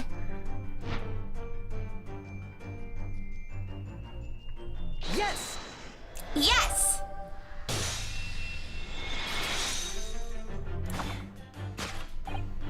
Yes! The thing you are trying but failing to conceal is, a cat's toy. Precisely, and the true nature of the now infamous speckled band. So it was a red herring! And it also provides context for why he might think the speckled band would be a snake. That's pretty smart, I'm not gonna lie. And it was this toy that you dangled to the ventilator. 'Cause the kitty got out! You waved it around, I presume. Naturally, the victim would not fail to notice. But why? For what reason? My dear boy, there can only be one answer to that. After her feline friend disappeared through the ventilator into the neighboring cabin, Miss Pavlova attempted to use the speckled band, the cat's toy, to incite the creature to return. Ah! That's so smart! In summary, the nature of this friend of Miss Pavlova's, which last night infiltrated the scene of the crime, is a blithesome Russian blue breed of cat by the name of Darka. Ah! A truly troublesome feline, young Darka is proving to be. She must be caged once found. You'll forgive us for borrowing the photograph of your pet, Miss Pavlova. The photograph of Miss Pavlova and Darka has been entered into the court record.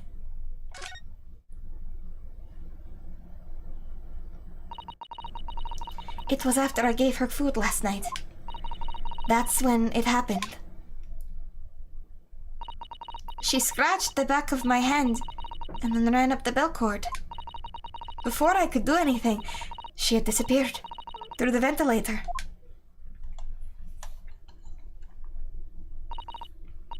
Darka. She is so naughty. A beloved kitten. Solved! Alright. They're gonna change the deduction from venomous snakebite to we don't know!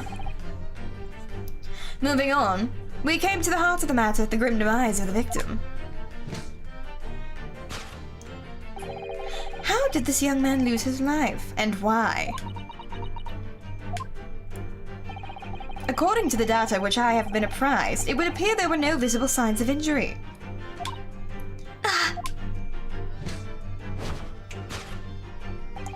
In fact, the circumstances of the victim's death can only be explained by a terrible venom. What Mr. Sholmes said is true. There would be no signs of a wound anywhere on Kazuma's body. Yes, there would. That's right, but Mr. Sholmes seems to be unaware of one very important detail. Kazuma wasn't poisoned. Yes, it would seem so. Let's give him the information he's missing now. Yeah, post-mortem report. Yes!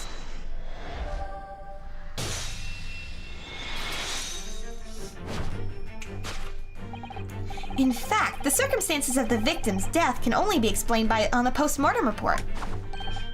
Ah, yes, I knew there was one or the other. His own fan killed him? No! You know, he's fine. Kazuma's fine. Like, as you know, Kazuma's pulling a prank. He's pulling a prank. He's pulling a fast one on us. He's fine. He's fine. Oh, Scoozy. His neck was... Indeed, the breaking of the cervical vertebrae is fatal. Only that Goliath would be strong enough to survive that. Seaman Stroganoff isn't some immortal freak, you know. The jury's out. Anyway, we have it on good authority that the victim's neck was broken. Even if we take that as fact. We can reasonably imagine that there remains evidence to affirm it was the scene of the crime. Oh no, could there be? Yes, an examination of the deceased's body will prove this death concisely. Kazuma died because his neck was broken. In other words, he was probably struck by something or someone. Yes, that's a distinct possibility. As of yet, no weapon has been found though. I wonder if this is going to end up having a trial. Presumably, Darka didn't silently creep up behind Kazuma and deal him a fatal blow. I suppose. It's possible that he had a fall and hit the ground awkwardly. It would have been a terrible act of misfortune that broke his neck completely by accident. Oh yes, a bad fall would explain it. It's rather hard to believe of Kazuma-sama, though. He wasn't a clumsy man. Well, we need to fix this deduction somehow. Is there anything from the scene that could explain what happened?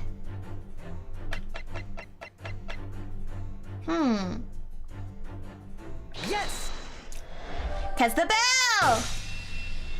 Examination of the mark on the floor will prove the cause of death concisely. Conclusively. This particular mark, so prominently visible next to the victim's body, is a deposit of shoe polish. Shoe polish? Indeed, positively identified by analysis device I constructed, which I carry now as a matter of course. Beeswax, tallow, and dye were my results, and undeniable ingredients of shoe polish. And the color of the polish is a perfect match for the color of Mr. Asogi's laced leather shoes. Looking at this mark, it's not hard to imagine what happened. For some reason, Mr. Asogi must have caught his foot at the point of the floor and tripped. Please, no. And, by a dreadful turn of a misfortune, caught his neck against some immovable object as he fell to the floor. Suffering a fatal blow to the spine, the victim's vertebrae shattered, and in an instant he lost his life. That doesn't explain all the other things! No! I didn't know. I don't know. I don't know anything about this. Is that really true, Miss Pavlova?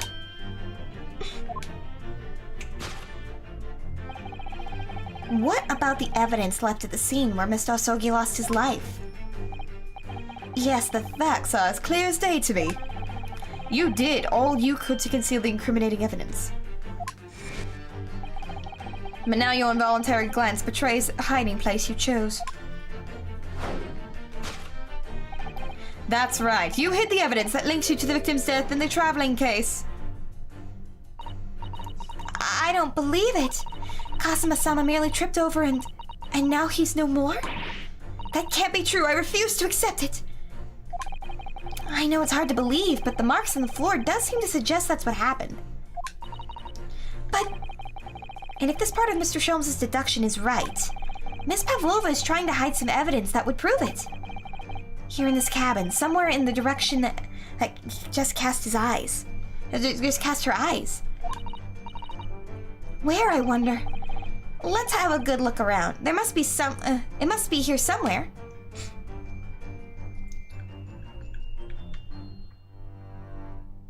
Let's see.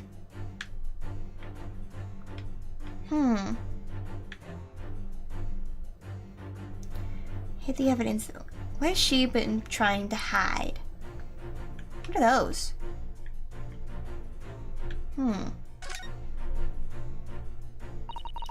This is a waste paper basket. Perhaps all the first class cabins have them.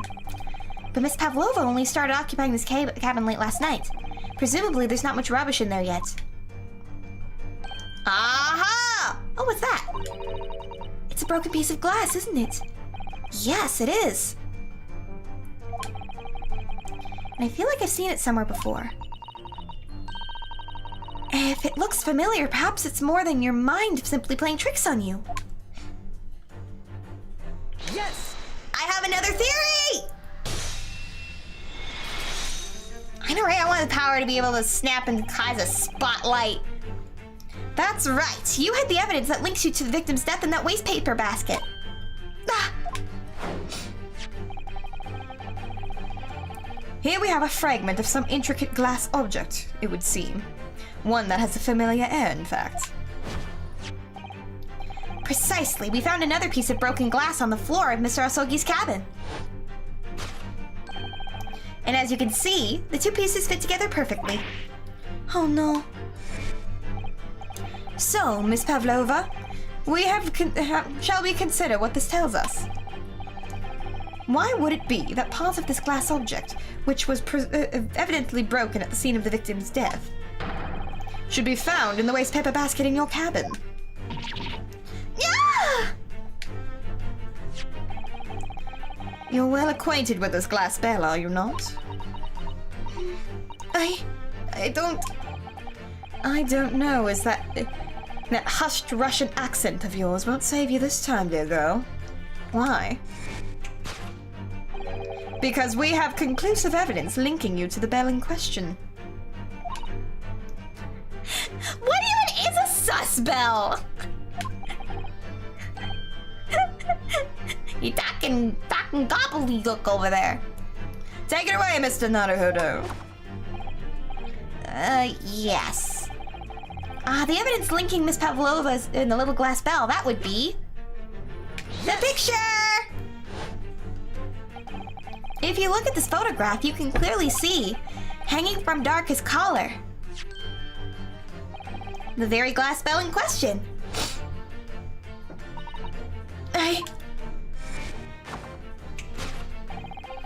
The truth has caught up with you, Miss Pavlova. The young man who lost his life last night did so after a truly auspicious fall. And the cause of that fateful stumble? Ha!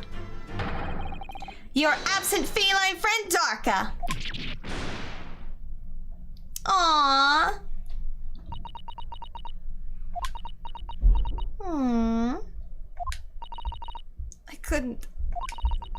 I couldn't tell anyone. I'm sorry. Aww. Death by tripping over a cat.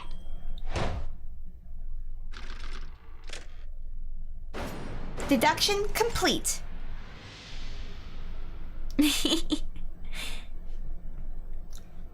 I think it was just like a decorative thing she got for the kitty, so you can hear it like da-da-ding, da-da-ding, da-da-ding. I know I'm sad too, but I think that's not the whole story. There's more here. There's too many factors. Why was everyone having throbbing headaches? Why did no one notice when the ship careened to the other side last night? Because it absolutely did. That's what caused the locked door mystery to begin with, and all the things being tipped over. And who wrote that note? Why don't you tell us now, Miss Pavlova? Tell us exactly what happened last night.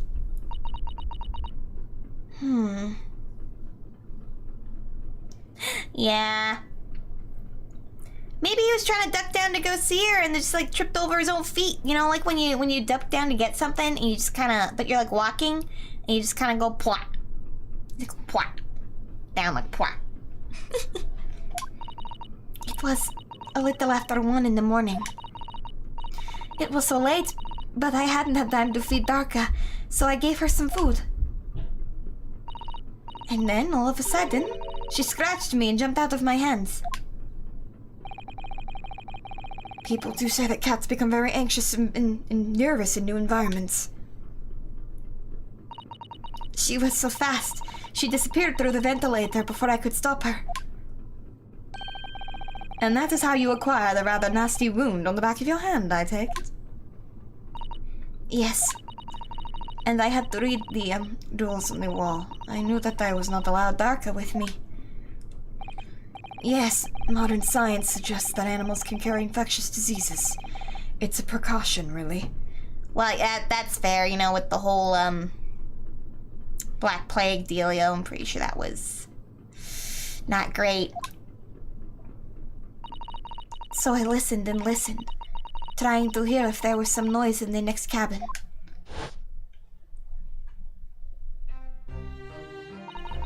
It was very quiet. I was sure if someone was there, they must be sleeping. So at that point, I thought it safe to try and lure Kitten back. So at that point, you thought it safe to try and lure the kitten back? By dangling the end of the toy through the ventilator and into the adjoining cabin. Darka always loves this toy, but it didn't work. Nothing worked.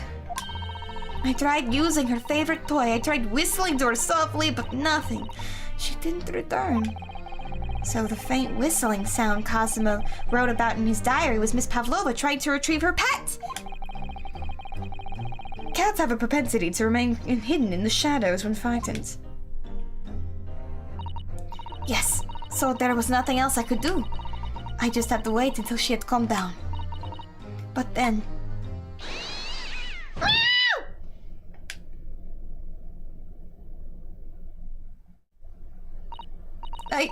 I nearly passed out with shock. I heard her cry out and then... Oh, it was such a dreadful bang. Then afterwards, nothing. It was totally silent. Cosmo was...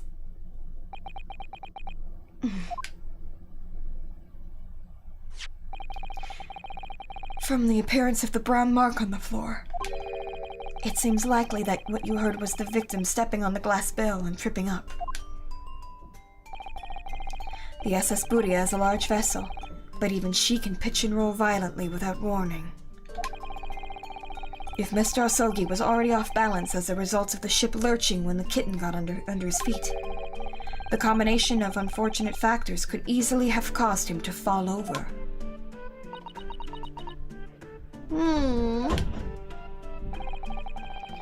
But what became of the kitten afterwards?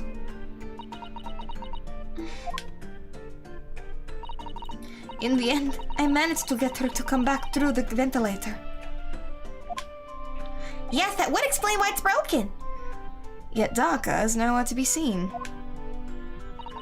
I must have forgotten to lock my case, and now she's disappeared again. Gracious, that cat is as insufferably restless as I am. Well, he knows something about himself at least. When I woke up this morning, I heard that young man in the cabin next to mine had died. I couldn't bring myself to tell anyone what had happened. I was too scared.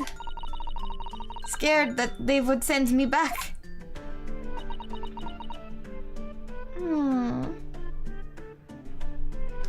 Oh, maybe Kazuma, he's hanging out in his prank place and he's petting the kitty.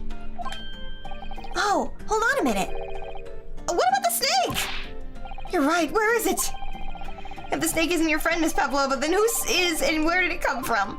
What on earth is such a dangerous creature doing aboard this ship? He likes it, they're friends! No, I didn't say. Snake is my friend. His name is Pirosko. What? What? That snake belongs to you! He escaped from cage when emergency alarm sounded. I was looking for him. I did not expect to find him in here. Oh god. Yeah, how did the snake get into this cabin? Oh, through the tubing! But animals are not permitted on board. It does explain the Smart. Animals are not permitted on board. We're at sea for 1 year. You want to be so long without close friends, without someone who understands? Couldn't you find something a little more human to understand you better? No, I get it, bro. But my dear burly fellow, a gargantuan venomous snake, surely you appreciate the danger you're putting everyone in. No venom. Pirosko does not have venom.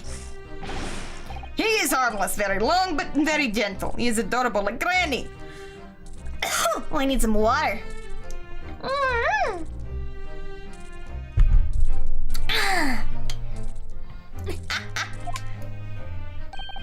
It's venomless.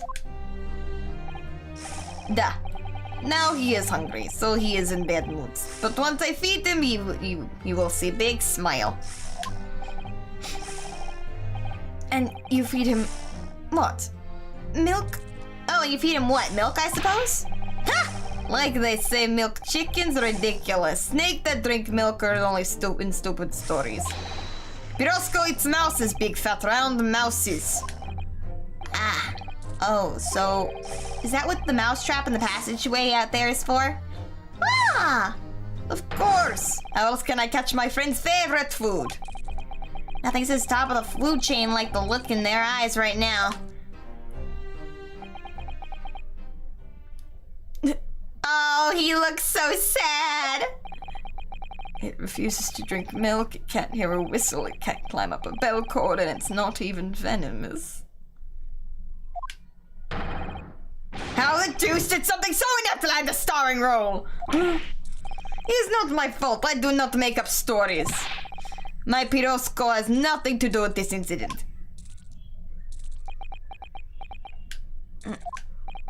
So that's what happened. That's the truth behind my best friend's tragic death. And so, there's more to it, no doubt.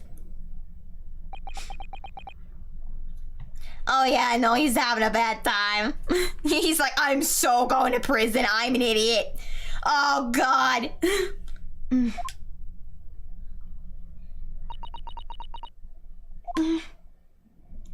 Where's the kitty?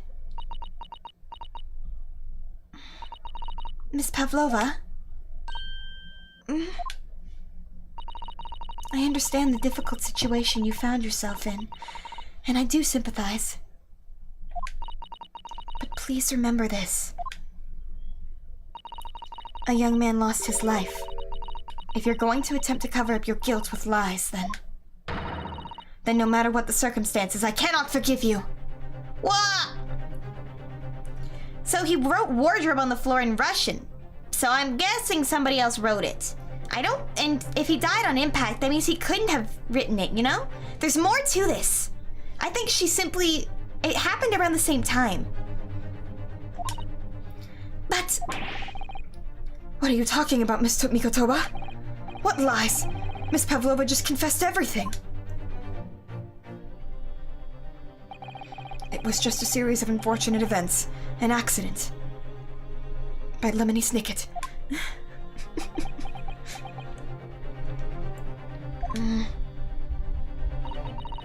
I'm no great detective like Mr. Sholmes. I don't have a gift for knowing the truth. But even I can see, that was not the truth. Don't you agree, Mr. Naruhodo?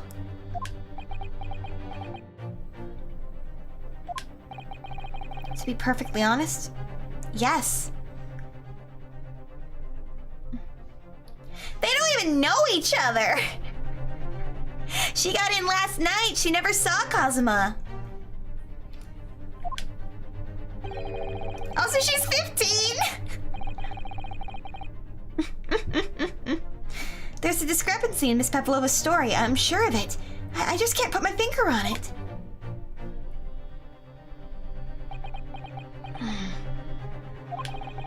I confess, I was intending to let Scotland Yard deal with any outstanding issues on this matter. Oh! I'm only present for a very specific reason. The truth is, you, Mr. Naruhodo, are simply a distraction. A distraction? I do hope you've not been finding your shackles too uncomfortable. Ah, not again! What did he do that? Especially as they're on your wrists as a result of my intervention. I was rather hoping I could resolve matters before we made our next port call. You were Mr. Sholmes? Yes, but I overlooked one important detail.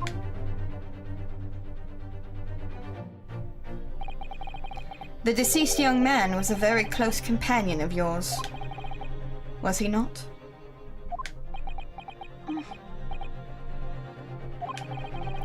Kazuma was my closest friend. I owed my freedom, even.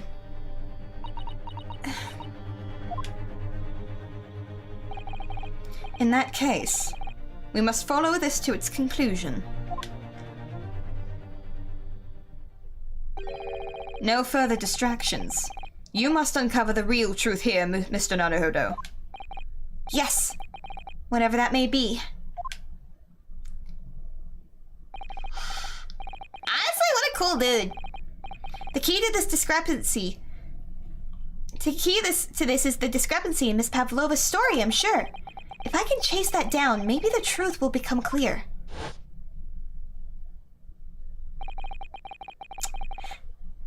Kazuma... The truth about how you really died. About how that scene in your cabin really came to be. God, I love the music! Alright. I'll see what I can do. Excellent.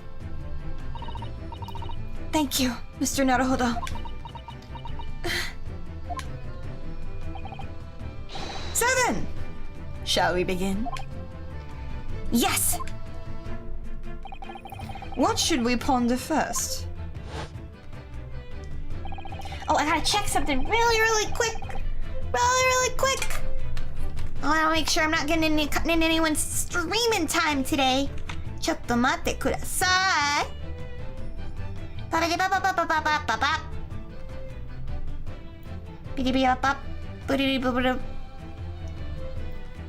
Looks like just Keisha's life advice. Beep bop. Nope. I think I might be. That means we can go a little bit over time. I'm just gonna double check. Yep. Sianna's not streaming. Itsu's not streaming. And Casey's not streaming. And Romeo is streamed today. Let's go! Let's keep going! Let's go! Yeah!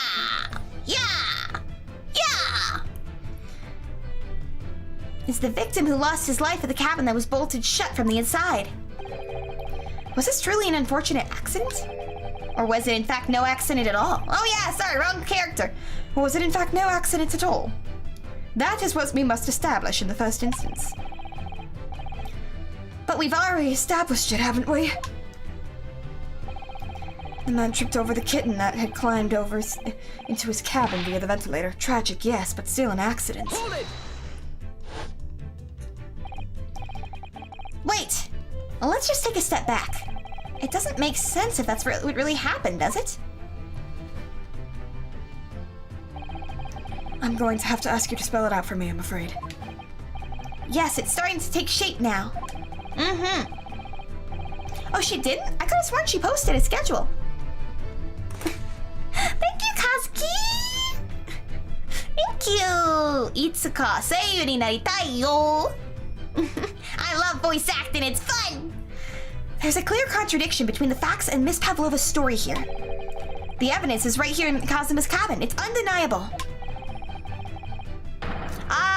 I see. The wrong one's pinned. Got it, because she hasn't posted yet. That's fair. I don't think she has anything planned for tonight, though. Well, let me know if that isn't the case, okay? Oh man, Kazuki, you should check out if you like that kind of thing. You should check out. It's not really ASMR, but I did a choose your own adventure for Valentine's Day. I have another one in the works. So if you guys have any ideas for stuff like that, I'm always down. I really like fun choose your own adventure style stuff. It's like a visual novel. I'm thinking the next one's gonna be like an adventure. His death couldn't possibly have been a mere accident. Really? Let us show you our hand, Mr. Naruhodo. No, let us show our hand, Mr. Naruhodo. Time to present the evidence. The evidence that proves unequivocally that the victim's death was no mere accident. It's gotta be. Yes! The truth is clearly recorded in this photographic print. There's no way that Mr. Asogi could have left this message on the floor. That script. It's Russian, isn't it?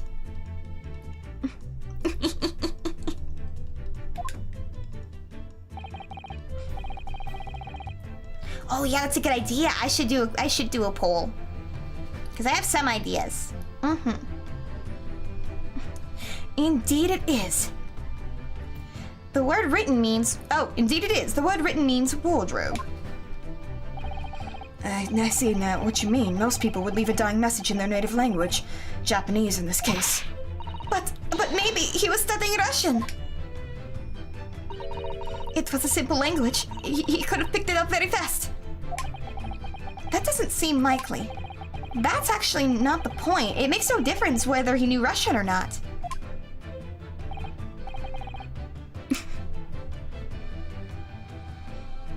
Nope. So there is someone just continually shouting at the same answers. Yeah, I want to figure out the tech situation for my choose your own adventure so then you guys can do more direct participation. Yeah, Russian is not a particularly simple language from what I understand. German is, comparatively, at least if you know English. It's pretty easy to jump on. And if you're Japanese is your native language, I think there are other languages that are easier to jump onto than Russian. Sorry, what do you mean? Exactly what I said before. There is no way that Mr. Asogi could have left this message on the floor. And the reason why is clearly explained in here. Damage to the cervical vertebrae resulting in an instant death. Instant death.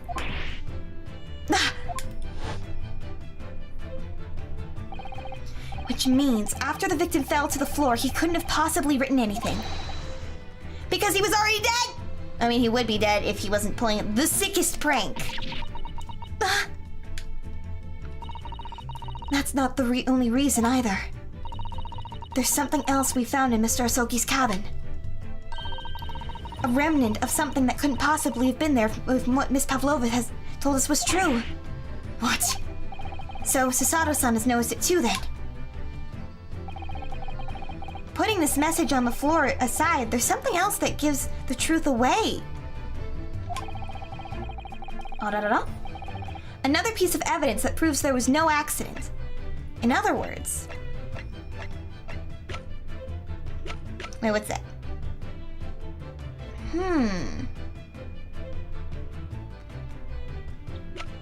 I think it might be this little bell, because if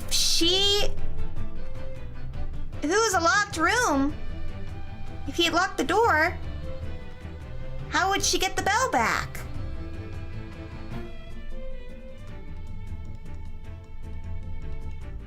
I'm gonna...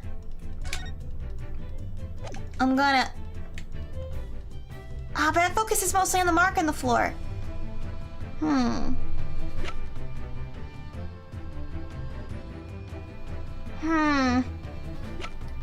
Cause this one, like, nothing happened, nothing was recorded, meaning something went down, you know? Yes! Let's try it. This piece of broken glass next to the mark on the floor. Woo! But that's the glass bell the kitten had around its neck. We already know all about that. It was broken in half when the victim tripped over the cat and fell. So we already have a satisfactory explanation. Where's the flaw in that logic? Unfortunately, there is a very big flaw. A fatal flaw. What? If that is really what happened, then how did one half of the bell end up back here in this cabin? Ah! Yes, remember what we found, that we found the other half of the glass in that waste paper basket. Why did she only grab one of them too? I'm curious about that. Would you care to explain that, Miss Pavlova? Oh no. Both of these pieces of evidence clearly point to the same conclusion.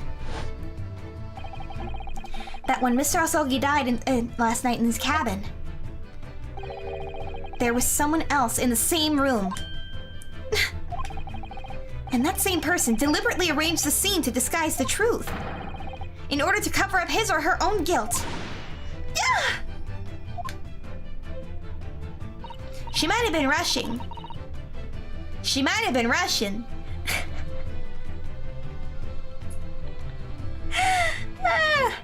Yes, there is someone else present in Mr. Asogi's... Oh. You are wasting time. Who's talking? Oh, someone else was there. Ah, of course we know who it is. What are you talking about? Bulkhead was bolted shut from inside, but there was no way in or out. Oh, yes. And the only other person in the cabin when the young student died was you. Yes! It's true, I was in the cabin when it happened. And you were shut inside the cabin's wardrobe, to be precise about the details. But I don't know Russian, and there's no way I could have left that message. Not would have. There's no way you could have left that message, to be precise about the details. Would you mind? Oh yeah, I gotta drink some water. Nom nom nom nom nom.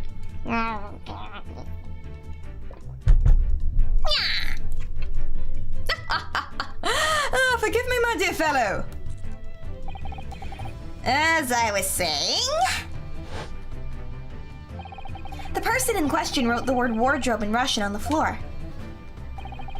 in an attempt to incriminate me for the crime, even though I had been asleep in there the entire time. And then, the same person picked up the broken glass bell that had fallen to the floor, for fear of it becoming evidence that would show how Mr. Asogi really died. Oh yes, posture check! I've been sitting with my back up against my chair, but I will do a quick back crack. Ow, oh, it's easy. Okay. Ah, there we go. Woo! Much better. Nice. Oh, crunchy, crunchy. Why wouldn't this person have taken all the pieces of the bell away? Leaving half behind was always going to raise questions. Yes, well, It was past 1 o'clock in the early hours of the morning. The cabin would have been quite dark. The single lamp suspended from the ceiling would have barely cast any light onto the floor there. Little wonder then if that culprit failed to notice a fragment of a tiny item. I'm glad. Explains the skull imagery. It's just a feature. It's a feature of my streams now. You all suspect me, don't you? the lines. It's so funny. Seaman Stroganov. Nina is woman of sea. She is daughter of strong sailor. 2 years ago, they noticed her dancing skills and she went away to join ballet company. But before, she was dancer on this ship. A member of ship's band. You do not accuse ship's angel of being criminal. That's why she was let on. Ah, so that's it. When you say that when young student died, Nina was there in his cabin. But that is not possible. I give my tooth. Well, this is almost interesting. And why would you give your tooth, pray? How can you be so sure? You're a great detective. You should know. Look truth in eyes. Cabin bulkhead was bolted shut from outside. No one could go into cabin. Not Nina, not anyone. What, do you want to tell me that killer can walk through locked doors? Niet! Is impossible. Ah, he's right. He might be trying to protect her. But wait, I read about this in the detective stories. People often tie thread around the door latches so they can open and close them from the outside. We have already determined that is not possible. Thread? Are you stupid? Those bulkheads are not barn doors. Certainly not. These are watertight doors, as one would expect to find on any modern steamship. Constructed of heavy steel, with not a gap in sight. No threads or needles or magnets that could have been used. Didn't need a key. They're bulkheads, so they're gonna slide, and we've seen that when the ship careens, it locks itself.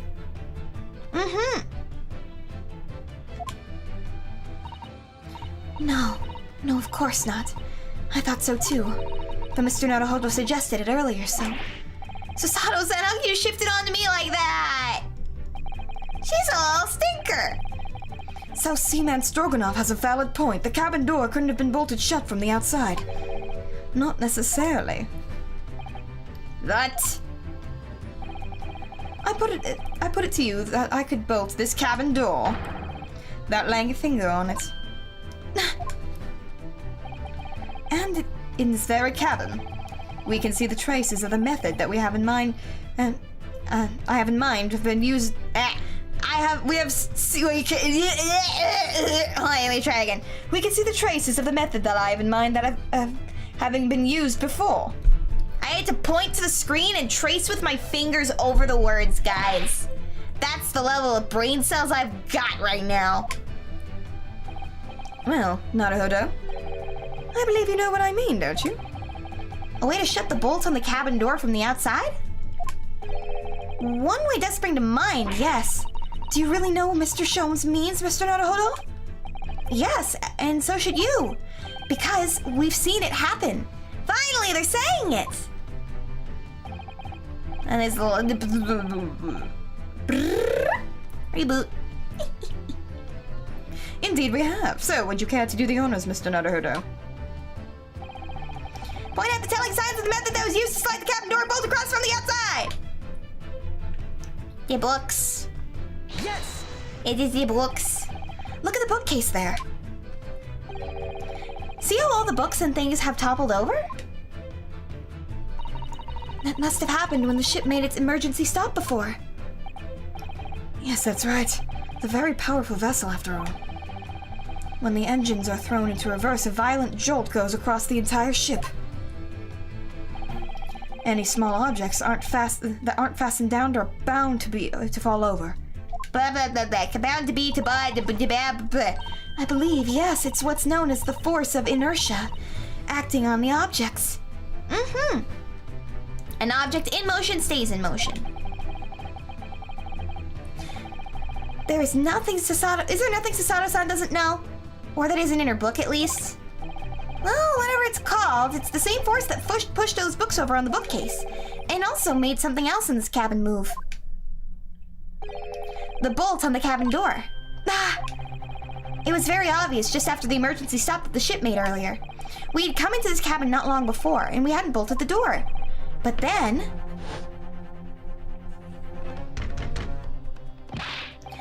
Hello, is anyone in there? Shout if you need assistance. Oh, that sounds like Inspector Hosonaga.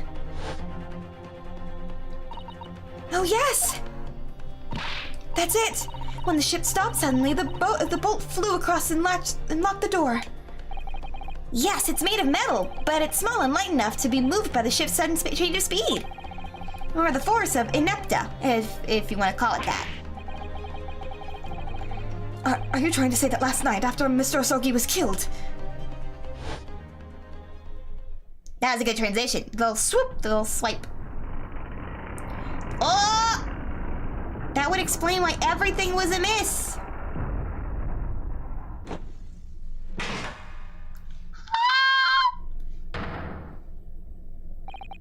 And why a big bell? The SS Buria made another emergency stop. When I woke up this morning and looked around the cabin, I thought it looked a little odd. All the books on the shelves had toppled over, and all the ornaments. It was almost as if someone had run their hand across the shelves and deliberately knocked everything over. Oh yes, I remember that! And I stood them all up again, didn't I? And when we came into this cabin, we were surprised to see the same thing in here. All the books and everything had toppled over, just like Mr. Osogi's cabin. Oh my. Do you have anything to say about this, Miss Pavlova? Are you out of your mind? You said Buria made emergency stop. It does seem a little far-fetched. How could that possibly have happened? Unless you're saying that the culprit is actually someone from the engine room. Oh, it is simple enough. Are you forgetting the button on the passageway outside? Used to trigger the emergency alarm. Oh yes, of course. There was a notice, wasn't there? Telling you only to press the button in times of emergency. On dark nights when the fog is dense, the captain cannot afford to rely on the eyes of his lookout alone. I'm so good at reading, guys. Hence the placement of the number of buttons around the vessel to allow any crewmen inside to erase the alarm. This sort of button, one is almost compelled to press to satisfy one's curiosity. He might be. He might be the culprit. I think he might be. Wait! It was you! When the button is pressed, two things happen in the interest of safety. The emergency alarm bell rings, and the vessel comes to a complete stop. Oh my god, he's the one that pressed the button. As indeed it did a little earlier today.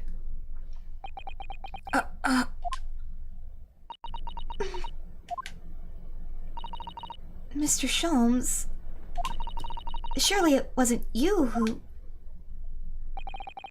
As I always say, a button has but one purpose in life. To be pressed! Whatever the occasion! Oh yeah, he's so going to jail. He almost sounds proud of himself. How dare you mess with ship! I report you to Captain, you're in much trouble now. Sippy sippy. Now, I'm sure we can all wait until... I'm sure all that can wait until later. Oh, she didn't press that button. She pulled the cord for like, ding, ding, ding, somebody please come help me. He's gonna walk the plank. Smart ADD trio, you, me, and Sholmes. Let's go, teapots. Let's go. Let us not overlook the fact that we now have learned a valuable lesson. When the vessel makes an emergency stop, the bolts on the cabin door slides closed. So, what we must now consider... Yes, it all comes down to one thing now. Last night, after what happened to Mr. Osogi, did this ship make an emergency stop, or did it not? You are idiots. Buria is a huge ship with many passengers. If we make emergency stop even in middle of night, it would be chaos everywhere. What are your thoughts, Mr. Naruhodo? Well, it's certainly possible that some kind of emergency happened last night. We have evidence to support that idea. Really? What evidence, Mr. Naruhodo? Fascinating. Do show us, my good man. What evidence promotes the theory that some emergency gripped this vessel last night? This one! It's the record! Yes! Seaman Stroganoff, it's your duty to patrol the first-class area of the ship, isn't that right? Da! It is correct. Why? And the ship's log here, it would be where you record the details of your duties? What are you doing with that? It is mine! Ah, you rather carelessly left it atop the little makeshift bureau in the passageway out there. But as responsible passengers, we took it into our care with a mind to return it to you later. I left it there on purpose. That is where I always put. The point is, looking at what you usually record, it's clear that under normal circumstances, you write the phrase "nothing to report" every 30 minutes.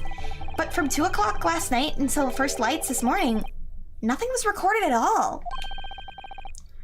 Nothing recorded in the log. That is... Da! Because nothing happened! But if nothing happened, you would normally write "nothing to report," wouldn't you? Indeed so. Which tells us that shortly after 2 a.m., something happened. Here aboard the SS Buria. Something sufficiently significant to make you forget to fill the ship's log, in fact. Oh, he's gonna have some real beef with us in a mo. Are you suggesting that the ship really did make an emergency stop in the middle of the night? Stop talking rubbish! If I'm perfectly honest, I find that a little hard to believe myself.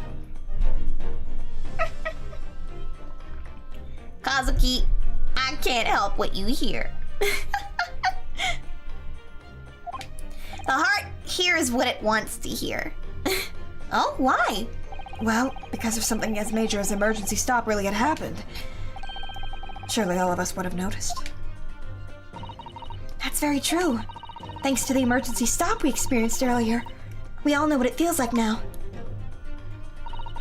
The ship lurched so violently and the alarm bell was so loud.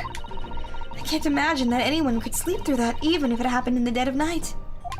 Yeah, the headaches! Well, no, that's a good point.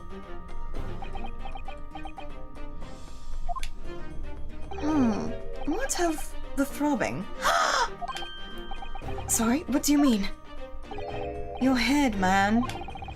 The throbbing of your head since this morning. We have all suffered with it. Ah!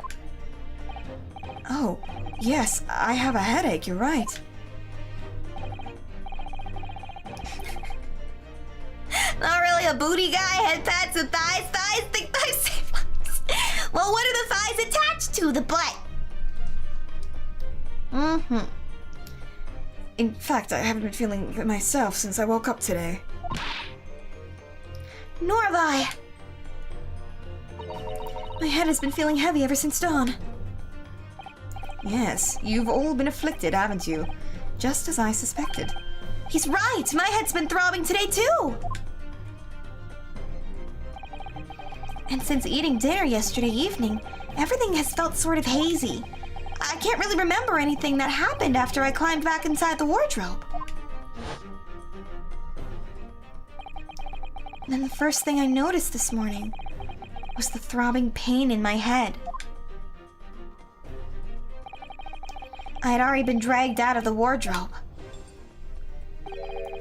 and had those handcuffs put on me by that point.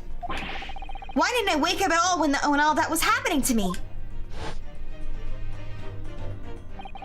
Tell me, Mr. Naruhodo, you boarded this vessel as a stowaway, didn't you? Oh, well, yeah, sorry. The stowaway class of accommodation doesn't usually include meals.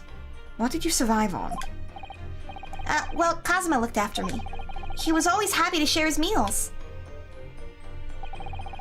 So you enjoyed some of the whole roast chicken dish that was served yesterday evening, I take it? Yes, in fact, I had all of that. Kazuma wasn't fond of chicken. Oh, really? So the victim didn't eat any of the chicken at all? That's right. He didn't touch it. Is that relevant?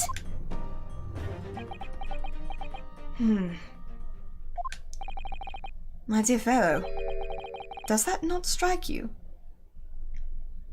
I can't believe my theory was right! Oh! Mr. Sholmes, do you mean to say that there was something wrong with the chicken? I do. No! Really? Is that really true? That meal prepared for the passengers last night had been tampered with. Tampered with by the addition of a soporific designed to induce a very deep slumber in those who consumed it. See, here's the thing. Herlock is a smart dude. I think he just gets carried away with himself. He's on rails and he's laying down the tracks as he's going, and he's not always in the right direction, but he's still on the right track, you know? It's still the right track, he's just going in the wrong way. High int, low whiz. Whis?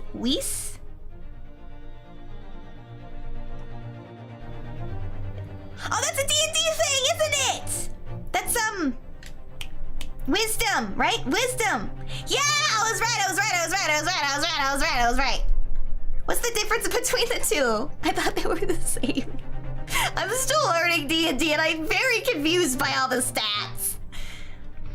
A sleeping drug.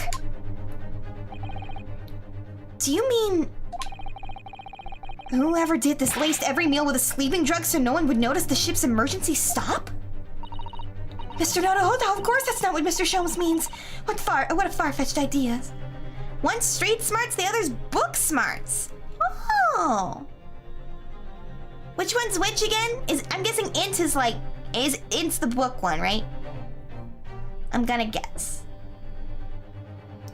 Wisdom was when you know how and when to use the... Ah, okay, I understand. Naruhodo. Aha! I am embodying Mr. Naruhodo at this moment. Ho ho! Ho ho! Very smart. I'm high and high whiz.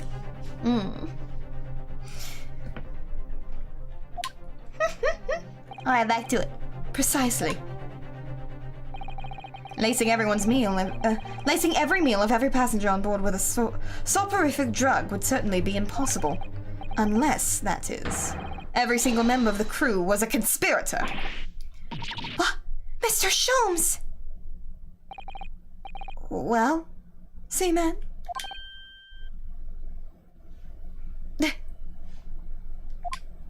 Can thou see what? Your message? I see your message. I'm sorry to say that any more deception in this matter will get you nowhere.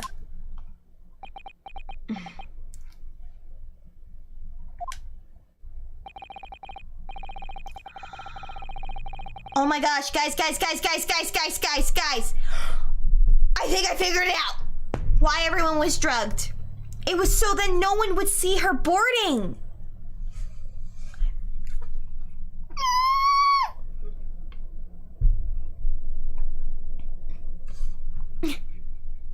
I know I don't even play D&D. Amity has a mid-int and low wisdom. What? Mean!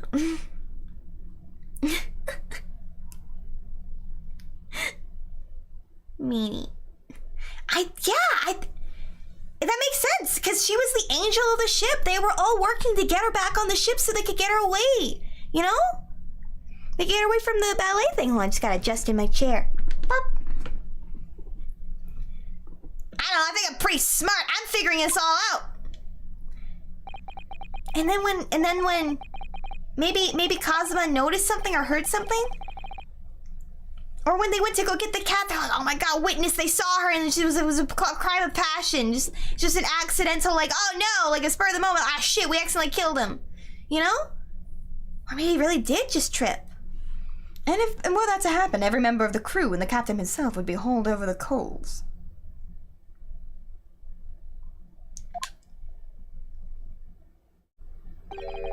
for aiding and abetting a renegade. Ho ho ho! My cha! That's charisma! Hey, I'll take it. I'm glad I got some charisma at least. I'll take it, I'll take it. That means like being good at talking. Oh my gosh. Guys! Please, no more. I will tell everything. Why are you so mean to me, Kazuki? I'm doing so smart! Eh? I cannot make problems like this for everyone anymore. These crewmen are your former comrades, I believe. Are we gonna get a courtroom? This is just a classic detective story. Let's go! Yes, so when I decided to run away, I asked them to help me. Oh yeah, no, strength, that's strength, right? STR, that's strength. That one I know. I cannot open jars. Big sleeve. Mm-hmm. Oh, go you! So when I decided to run away, I asked them to help. That's not bragging, Kazuki. I'm sorry. That's bottom of the barrel there. We all agreed to help. Everyone together. She threw away everything. Her fame in ballet, Mother Russia. We wanted to help our angel. I don't believe it. You are right. We put sleeping drug in chicken last night. Yes, I remember now. I did notice chewing a lump of something strange and bitter at one point. Da. We could not make all drug. How do you say? Dissolve? Talk about heavy seasoning. At midnight in waters near Shanghai, we brought our angel aboard. She was helped by a comrade on shore with a small fishing boat, while all the passengers of the SS Beria slept soundly. Thanks to the almost magical effects of the slumber-inducing potion that evening meals had contained. So that's what happened. The only people awake on the ship last night were the crew, people who dislike chicken, and the newly boarded passenger, Miss Pavlova. And that means it would have been possible for you. You could have used the emergency stop trick to lock Kazuma's cabin door.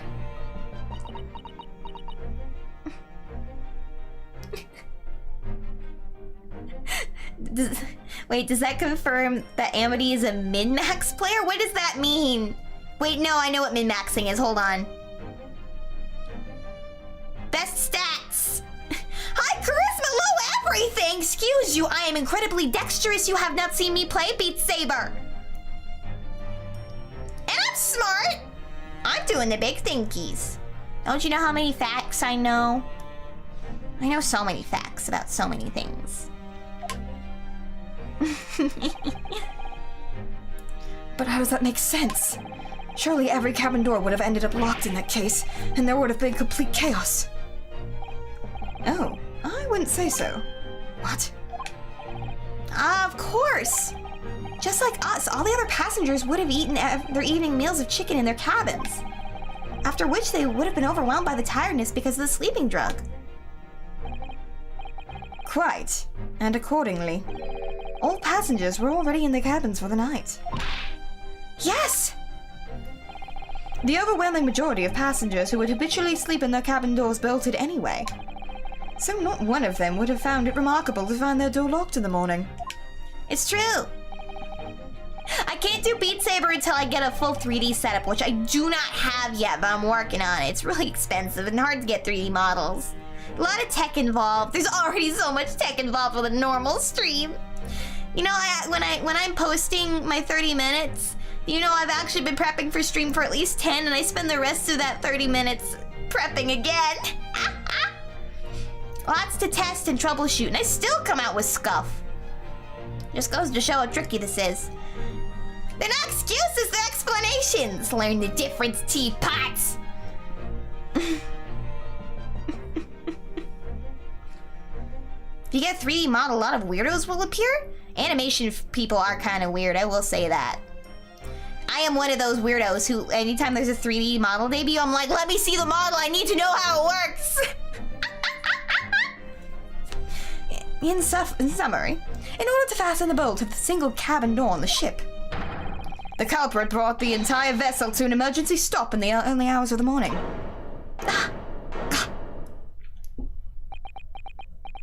So Kazuma really did just slip. You have thought long time and said many things. That is point. The point is what I said earlier. Of my boo model. Yeah, because I'm a ghost. Boo. There is someone else present at the scene when the victim lost his life that night. Someone who left a message in Russian on the floor in an attempt to incriminate another. Someone who tried desperately to hide the broken fragments of glass that would reveal the culprit's identity. And someone who abused the ship's emergency stop procedure in order to lock the door. What do you mean low end? I'm book smart, baby! All told, a busy night. Kazuki! Thank you for pointing that out, friend. Look, I'm really sleepy at this point. But I want to keep going.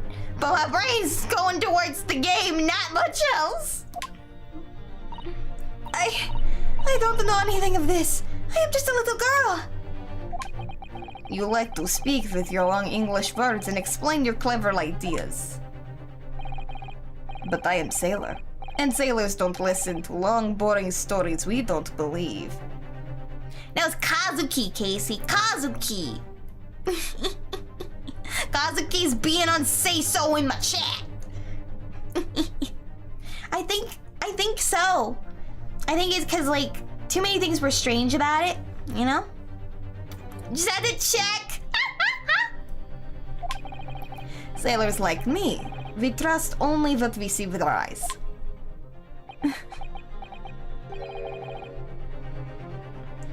A laudable trait. That... Don't put the blame on me, Poltergeist! Hey! I'ma do that. That's where the blame belongs! Your plate's full of it! It's all on your plate. I'm just dishing out what you want served, baby. Nailed that. Ooh, got that sick burn, guys. Hey, Casey? Hey, Casey?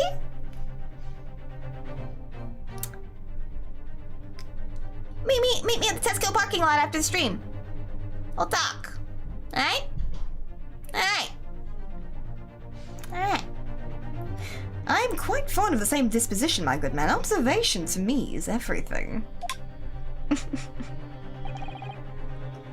Die! Actually, don't die. I want your company. Bleh! Me! I'm just kidding. I love you guys. Bye!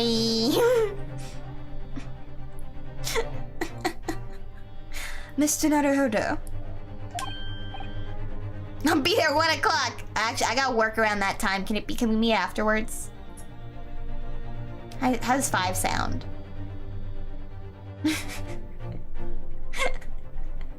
5:15?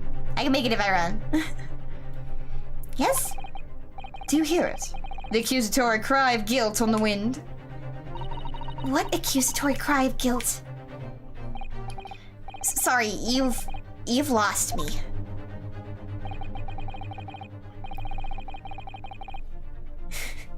Kazuki, I'm gonna ban you, you goof. Busy at all other times? Seems like a skill issue. You can't schedule for a fight week. We're gonna do Mega Man NT Warriors rules here. You'll fight me when you least expect it. I'm always ready for a fight. Also not nice! If you don't show up at 5, then I'm gonna consider forfeit. That means I win. So ha. Proof of involvement, man! You can't hear such a call with your ears. Dang it, Fred, that's hilarious! No, you must hear it with your eyes. For observation is the basis of all deduction. Still induction. What are you talking about?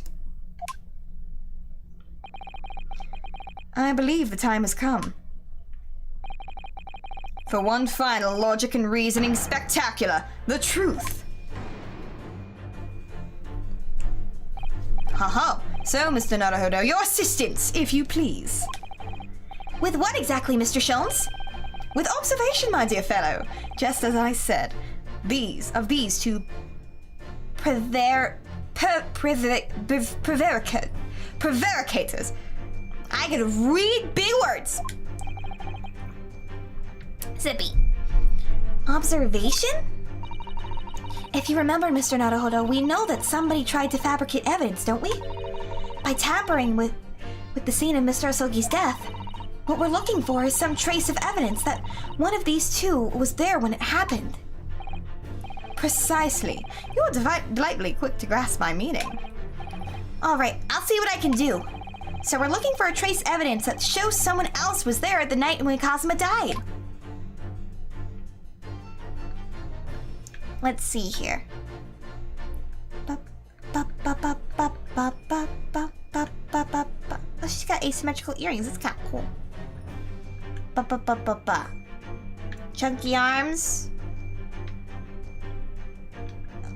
Sailor's hat.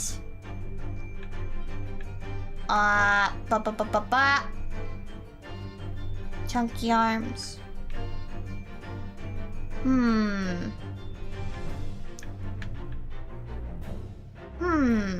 You saw it? Mieta ka. Doko?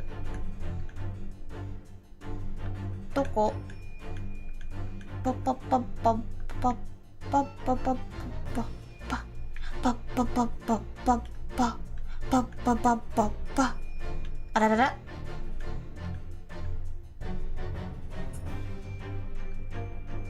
Doko?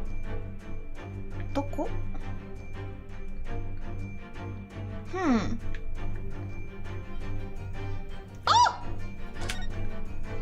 Ho-ho! Oh, look at this! Some kind of stain in an unusual place. I just realized it's got kind of a midriff thing going on. Nice style. Yes, you're right. It looks like ink, if I'm not mistaken. Ink. And look at the color, too. It's clear where this came from. I didn't ask for this. Yes! Ha-ha! Seaman Stroganoff. You seem to have quite a large purple stain on the back of your white uniform there. Eh? Yes, I don't know where the dirt comes from. So, nothing in particular comes to mind about the stain. What are you trying to say? It would appear that the significance of the stain has escaped your attention, Seaman. I don't have a midriff fetish. What is this? Allow us to make it plain. What's wrong with a little bit of tum? A little bit of tummy appreciation, that's all it is. And note that maybe he should probably get a shirt that is a little longer, unless he hemmed it that way. You know what? Go for it, dude. It's a very large purple stain on the back of Seaman Stroganoff's uniform. And I think what made it is clear. It is indeed. You bonk.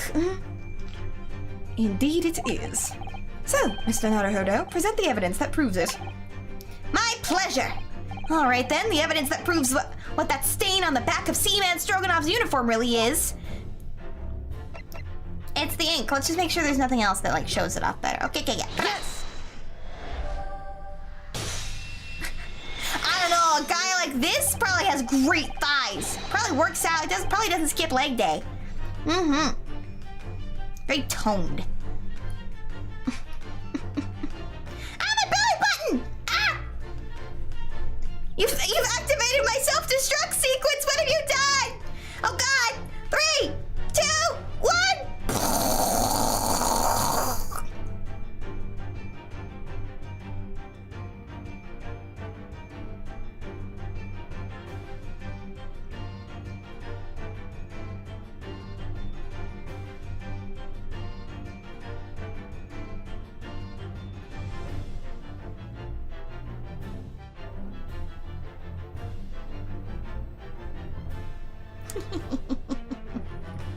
Boo!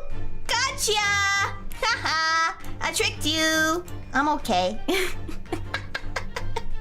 That's the whole stream. I tricked you. Yeah, yeah. No, you didn't beat me. I was pranking you like Kazuma's pranking us. Mm-hmm. Yes, it's this photograph and the ink it shows. That's what caused the stain from your uniform. Ink? A rather unusual color of ink, purple. Ah, the penny drops at last. Now you see the significance. The Russian word on the floor next to the victim's body was written in purple ink. And the stain on the back of your uniform is ink of the exact same color. And my thigh? What? What about my thighs? It has nothing to do with anything. If the ink had been dry, couldn't possibly have stained your uniform that way. Which means you must have been present at the cabin in the moments immediately after the ink was spilt. All right. Yes. It was me. I did it. Everything. Oh no. Kazuki! Baka! Unsay so! I arranged everything in dead student's cabin to make look like wardrobe man did it. Then I press button to make Buried do emergency stop and bolt cabin door shut. I did everything so no one would suspect our angel. Biff, please. If I say so. Don't worry, Angel. Let me do talking. After 1 in morning, I was on duty, patrolling pathway. Then our angel came to me. It was white. She was white like sheet. Biff, please. You must help me. I went with her. The door to cabin number 1 was open. When I looked inside, I saw student boy on floor. It really was an accident. What happened here?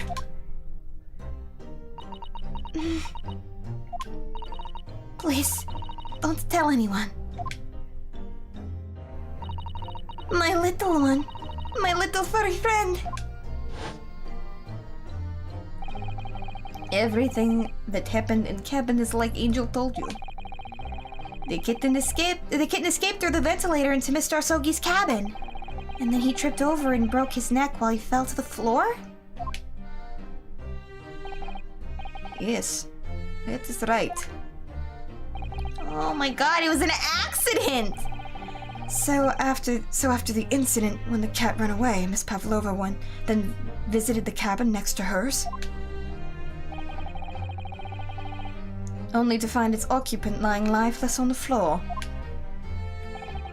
She said she was worried when she heard sound of something falling on floor. That's when she went to look. No, Angel?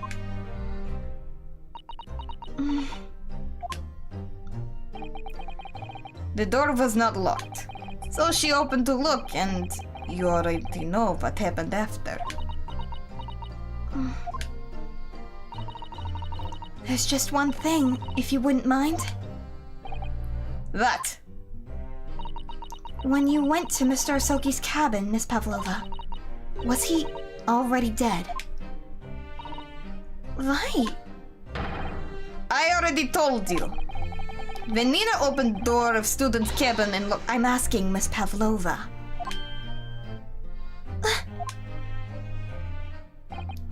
Well, Miss Pavlova? Duh.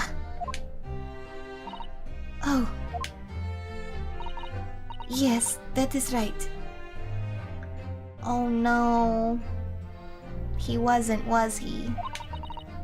I saw him. It was dark and he was wearing black, but he was on the floor, not moving. I was scared. Oh no. I don't think he was dead! I understand, and I believe you. So is that finally it now? Have we discovered the real truth about Kazuma's death at last? Ah! Something very nearly slipped my mind. Oh, Mr. Sholmes? This photograph. Yes, I took it myself, you know. The cause of death was broken neck, therefore the victim died instantly. And the uniform incident, and the unfortunate incident that precipitated these events, a kitten on which the victim stumbled. However, if those are the facts, there's one particular area in this photograph that seems somewhat unnatural. What do you mean unnatural? What are your thoughts on the matter, Naruhodo? Uh-oh. Well... If Kazuma tripped and fell and by some terrible stroke of bad luck broke his neck, which part of this photographic print seems unnatural?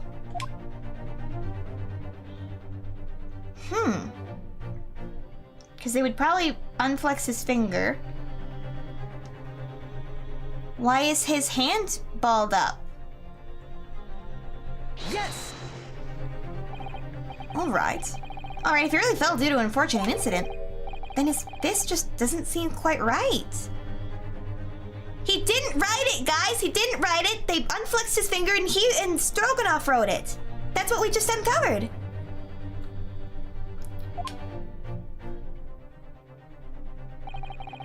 The exact thought occurred to me.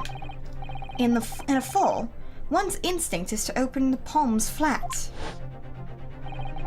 Yet we see the victim with his left hand tightly balled into a fist. Almost, you might say. As though he were gripping something. What do you mean? Simply that I took the liberty of investigating the victim's fist a short while ago.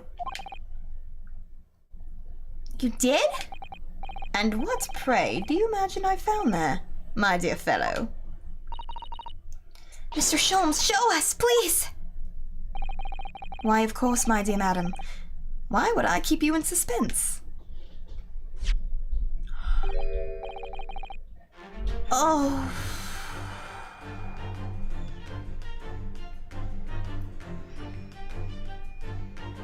Oh...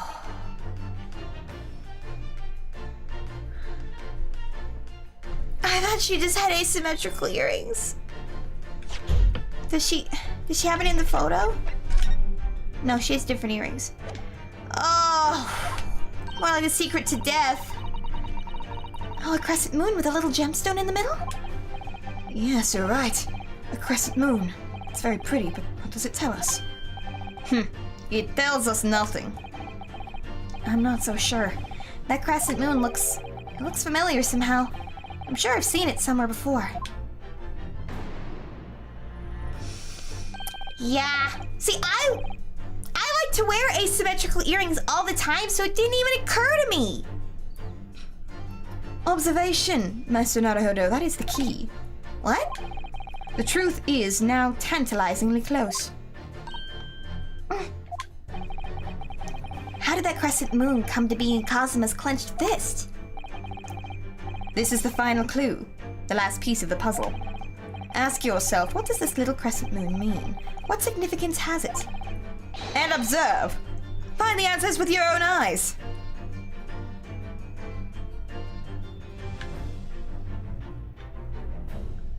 I think I should select this one. Oh, it comes from the right ear. Yes! Ah. Miss Pavlova, I noticed that on your ear, even though you have a metal earring, the decorative part of it seems to be missing. And the little link holding it onto it must have broken, I suppose. What? But looking at your other ear, I noticed a crescent moon. Ah! I don't believe it. He didn't know. Now, the missing crescent moon was found in the victim's clenched fist. Clearly, there is only one logical conclusion. Don't you agree, Mr. Naruhodo? Yes. Miss Pavlova? Mr. Asogi must have grasped that crescent moon and pulled it from your ear. Perhaps just a moment before he fell onto the floor. In other words, last night, in Mr. Asogi's cabin, you witnessed the moment when the victim fell with your own eyes. In fact, you were quite literally arm's length from him. Oh. But then the question is, why did Mr. Asogi do that? Why did he pull your earring from your ear and hold it in his clenched fist during his final moments? Oh no. Angel. He didn't know! No one can protect you now. Please, Miss Pavlova, tell us the truth. Last night, what did you do to Kazuma?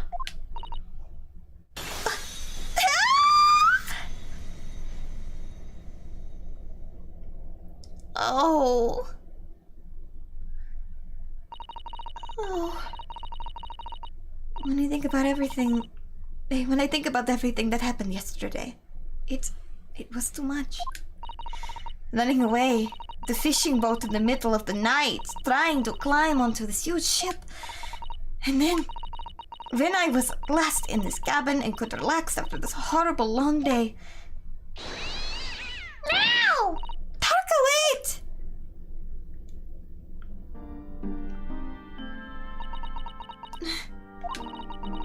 I couldn't believe it when she disappeared through the ventilator.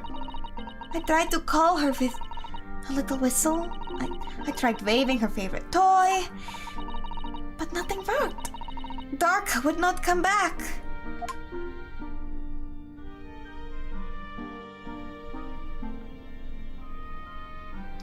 I did no such thing. I'm not that possessive. Badumts.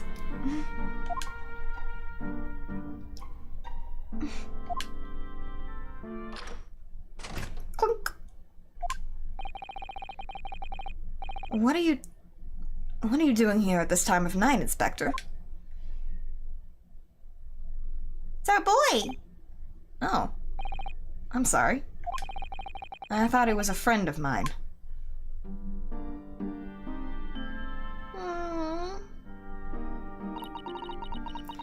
The young man from your country, he was very polite and kind. He helped me find Darka, and he promised not to tell anyone. But then, when I had my friends in my arm again and I was going to leave the men's cabin... Just a moment. Sorry, but... Oh, yes? I'm sure I know your face. I've seen you somewhere before. Of course, you're Nikolina Pavlova, aren't you? The Russian ballerina. Huh? No, I don't know that name. My heart stopped suddenly when he said that. He knew who I was. How could this man from a land in the faraway east know a Russian ballerina? Yes, I saw your performance in Japan. The beauty of ballet made a deep impression on me. But what are you doing on this ship? I'm sure I read that your ballet company was performing in Shanghai at the moment. I can't fool him. I have to tell him the truth and hope he doesn't tell anyone. I have no other choice. I see. So you've run away. Please keep my secret. I won't tell anyone. Don't tell anyone. Give me a moment. I could use another opinion here.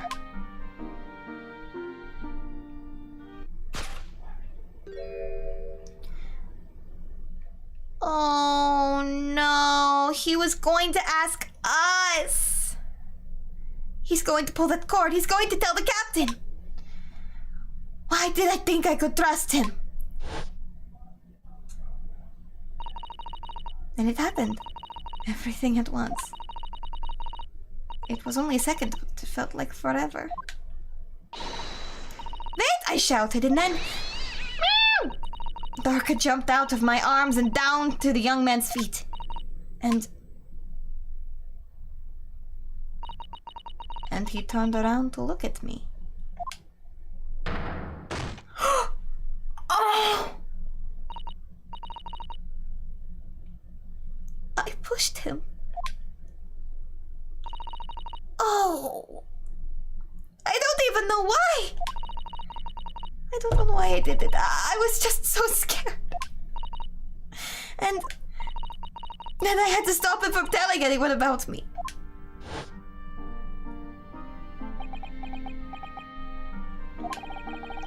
And that's when you went to fetch help. From Seaman Stroganoff, who was on duty out in the passageway. I heard Nina cry out and fell on the floor. So I ran to her. She was standing at the cabin door shaking like a leaf. She looked at me and said, "Help me, Biff. And if they find out, I will be... Please, I have nowhere to go."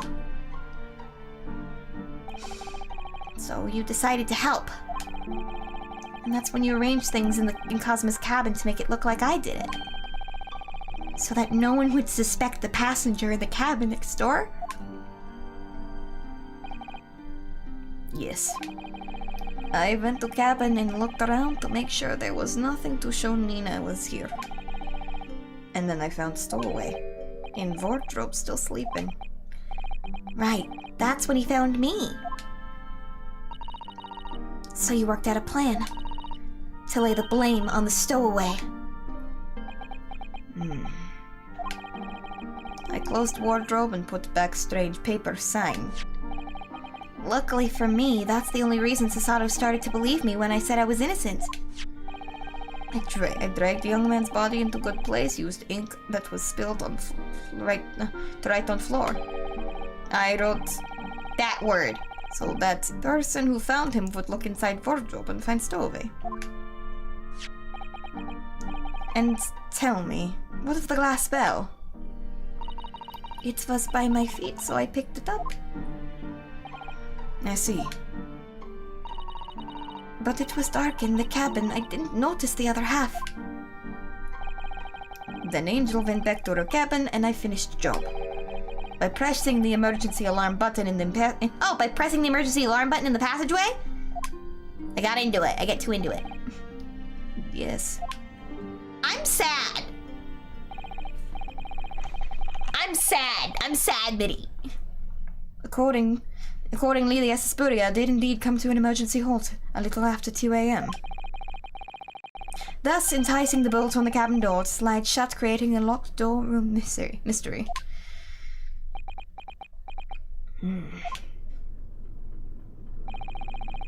There's still one thing I don't understand, Miss Pavlova. What? Well, you said that you told Kazuma the fact that you'd run away from your homeland. And it's because you were worried he was going to tell the captain that you pushed him. Isn't that right? Yes. But even if he'd pulled the belt cord and called for the captain of the ship, aren't you friends with every member of the crew? Why would that have been the problem? The captain is a dickhead. Sorry, that was indecent to say. He's mean. It was what he said first that made me scared. What he said first? What are you doing here at this time of night, Inspector? Oh, I'm sorry. I thought it was a friend of mine.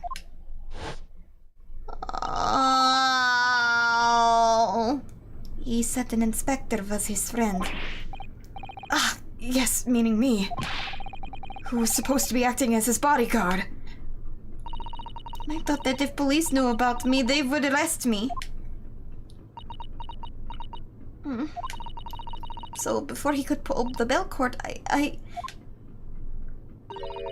May I stop you a moment, please, Miss Pavlova?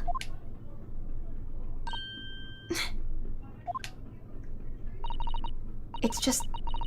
it doesn't seem to make sense. I mean... Was Mr. Asogi really going to pull the bell cord? I don't know.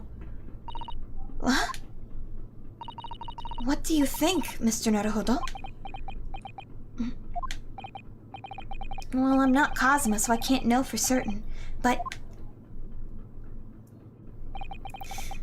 he was a man of his word. If he told you he wouldn't give your secret away, then he wouldn't have done. No, he was walking over to it! He was going to pull the cord! He was going to make them send me back! Well, Mr. Naruhodo, the day's work is not yet done, it seems. There's some more deduction to make. What? Another deduction? Yes. What action was the victim really about to take at the moment? He was gonna see us! This music's so good! Can we determine whether the young man's gaze was directed?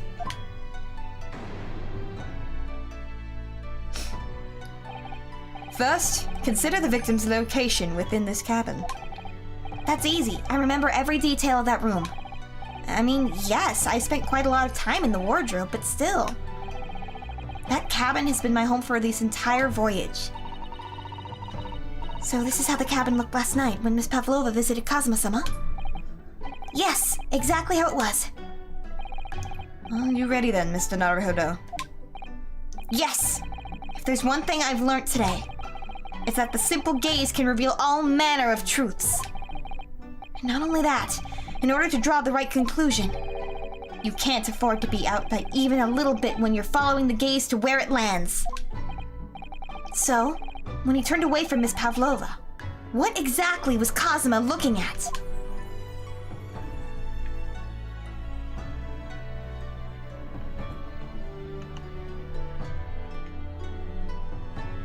Take that!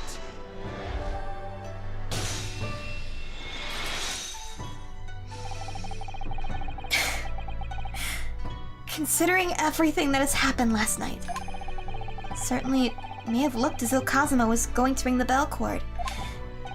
Yes. However, what is directly beside the bell cord? The wardrobe.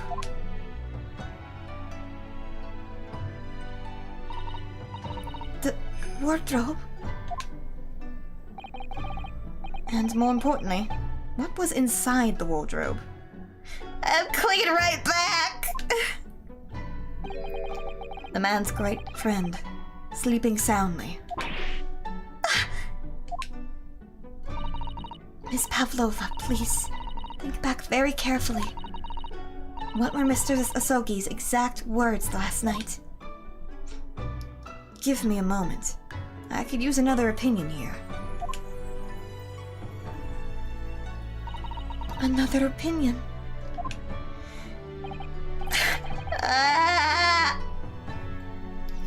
Yes, but not from a member of the crew. No. Mr. Asogi intended to consult his close friend on the matter. To see if, between them, they might be able to help in some way, no doubt. No. Sadly, we can't know the truth for certain now.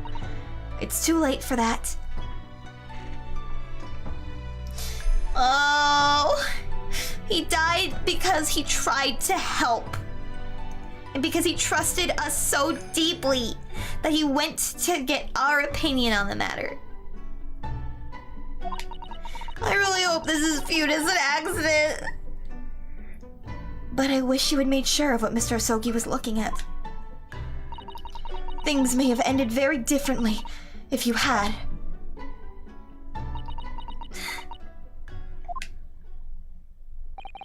Miss Pavlova? Oh, she's just a kid! I want to thank you for finally admitting the truth. The only mistake she made was being terrified. She's a 15-year-old girl escaping from a terrible situation. But unfortunately, the truth is, a man lost his life because of what you did. And that will never change. I hope you'll never forget that. I'm sorry. Really, I'm so sorry. What have I done? This poor kid! Oh. And so, at long last...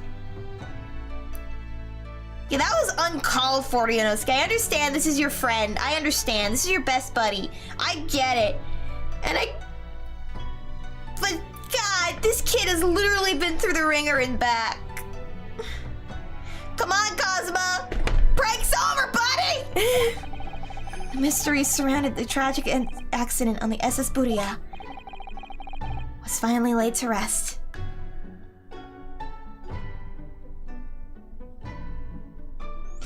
I'm sad. 9th of January, 7:14 p.m.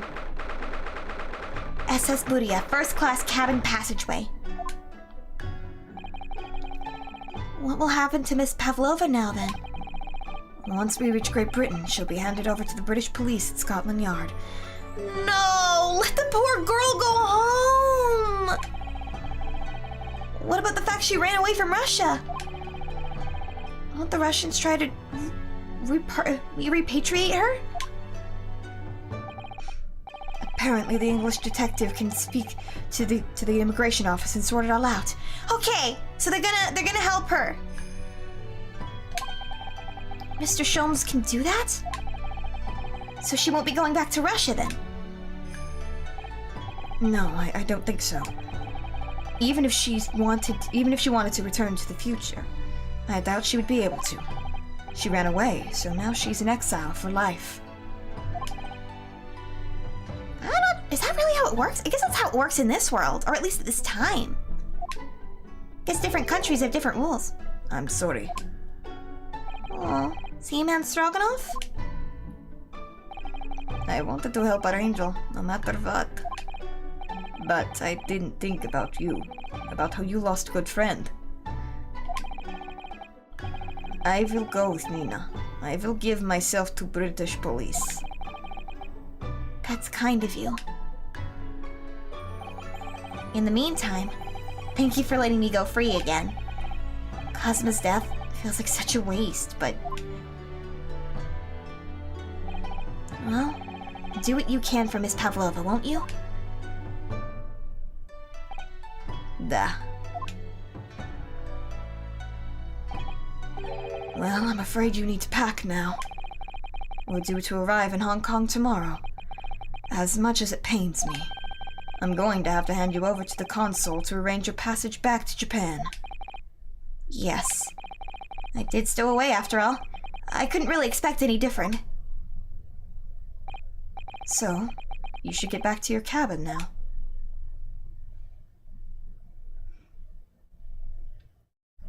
I hate these kind of... I know, I'm so sad! Looks like my study tour to Great Britain is over before it's even begun, huh? To think that only days ago, Cosma and I were laughing together about how we'd tear it up in the streets of London. Seems like a distant memory now. Come on, Cosma! Oh, what's that? Is it someone weeping? Oh... Sato-san?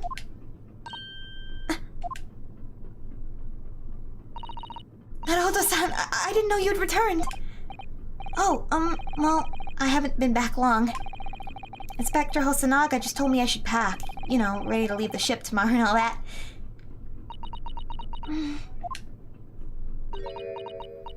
Oh!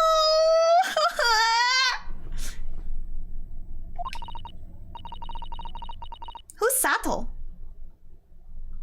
Oh, Susato! I still can't believe this has happened. I can't believe someone's life could be over just like that. You're making me cry, Susato! Susato-san. The fact it was an accident. And like such a quick one that anyone could make. He had such grand ideas for this great visit to Great Britain. So many dreams.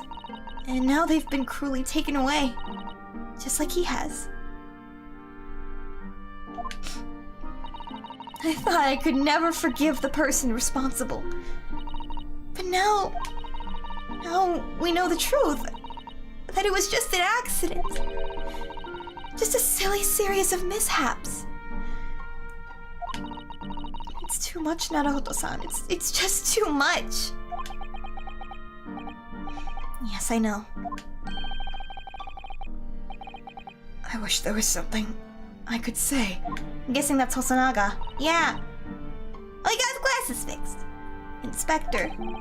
My duty was to see Asogi-san safely to Great Britain. But I failed, and caused his two closest friends great pain and suffering as a result. Yeah, I want to see Pavlova come back, resolving to a brighter future, you know? He's gonna jump out any second, I just know it. I just know he's gotta. I have let everyone down. And I will do anything to make up for my terrible blunder. Nobody blames you, Inspector. What? And I'm free again now, at least... Huh?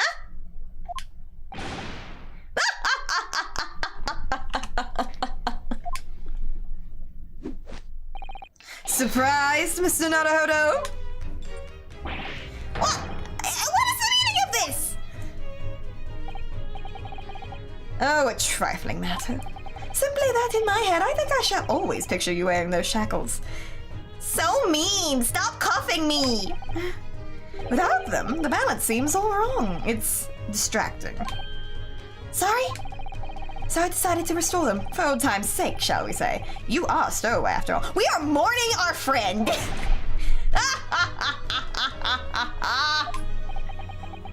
He thinks this is funny?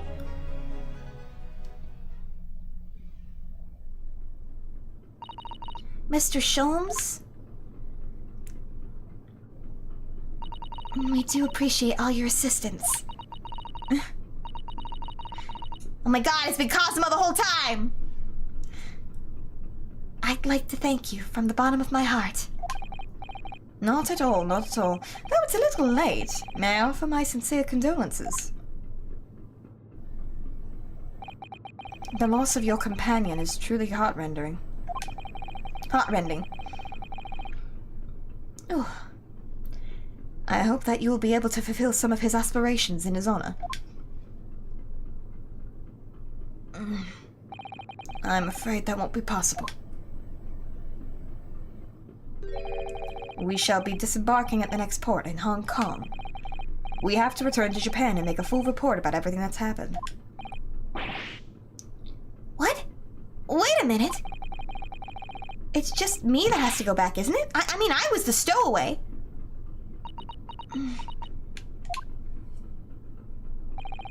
The terms of the study tour were negotiated by the Department of Justice in both Great Britain and Japan. It was to be one lawyer and one assistant. Was to be?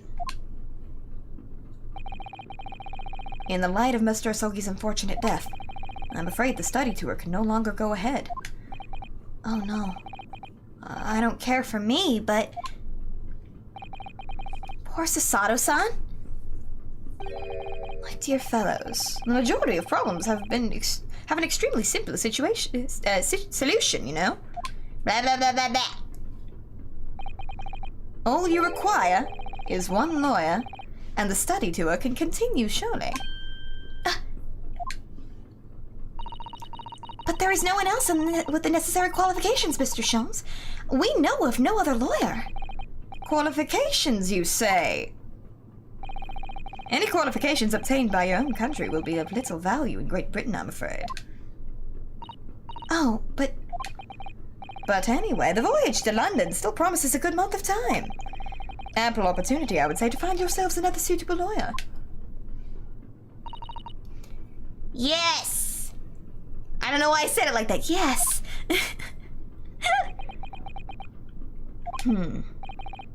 Mr. Sato? Yes? Do you think perhaps I might be able to do it? But you're not a lawyer, Mr. Naruhodo. Oh, unless... Are you studying law? No, I'm not, but... I'm sorry, in that case, I don't think there's even a chance it could work. But as I said, there's still more than a month before we reach England's shores. Isn't that right, Mr. Naruhodo? Yes, I have a month in which to study, to learn what I must to become a lawyer in Great Britain. Mr. Naruhodo, that's ridiculous. Are you seriously suggesting anyone could learn all of that in just 40 days? There's only one way to find out. I would work my fingers to the bone, Inspector, every single day. Will you let me try? And if by the time we reach Great Britain I haven't learned enough to be recognized as a lawyer, I'll take whatever punishment is deemed appropriate. But why put yourself in such a difficult position? For Kazuma. He said that there was something he had to do in Great Britain, and that he would sacrifice anything to make it happen. He was passionate about it. I can't let all that passion just come to nothing. And anyway, it's for my own benefit too. I will become a lawyer. I have to. What do you say, Mrs. Sato?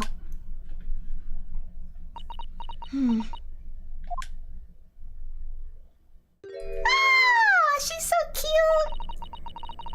I think it's a wonderful idea. Thank you. Yes, we're gonna be in England for this game. So, what does our bespectacled inspector friend say? Are you serious? One lawyer and one assistant. The numbers are indisputable. No, this is madness! Maybe Pavlova can show up. Yet fascinating, wouldn't you agree? Fascinating? Duty and rules are a dull routine of existence that we all arbor. Give us interest, give us fascination! Speak for yourself! Besides, qualifications are no measure of a man. What matters is his character. No? And you've witnessed ample evidence of this man's exemplary character today with your own eyes. From early hours of this morning until this very moment now. Despite contending with the passing of his close companion, and despite the accusation of guilt, this man has shown resourcefulness, intelligence, and above all, courage.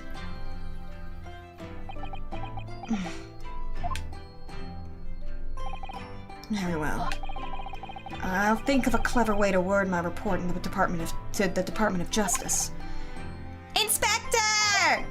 After all, I did just make a promise, didn't I? I said I'd do anything to make up for all of my shortcomings here. Oh, thank you, Inspector. If you'll excuse me, I must pay a visit to the captain's quarters, I think. I need to discuss what to do next and how best to make my report. Osanaga! Are you really prepared to attempt this, Mr. Naruhodo? Yes, I'm going to try. I wonder, would you consider teaching me what I need to know? Everything about being a lawyer?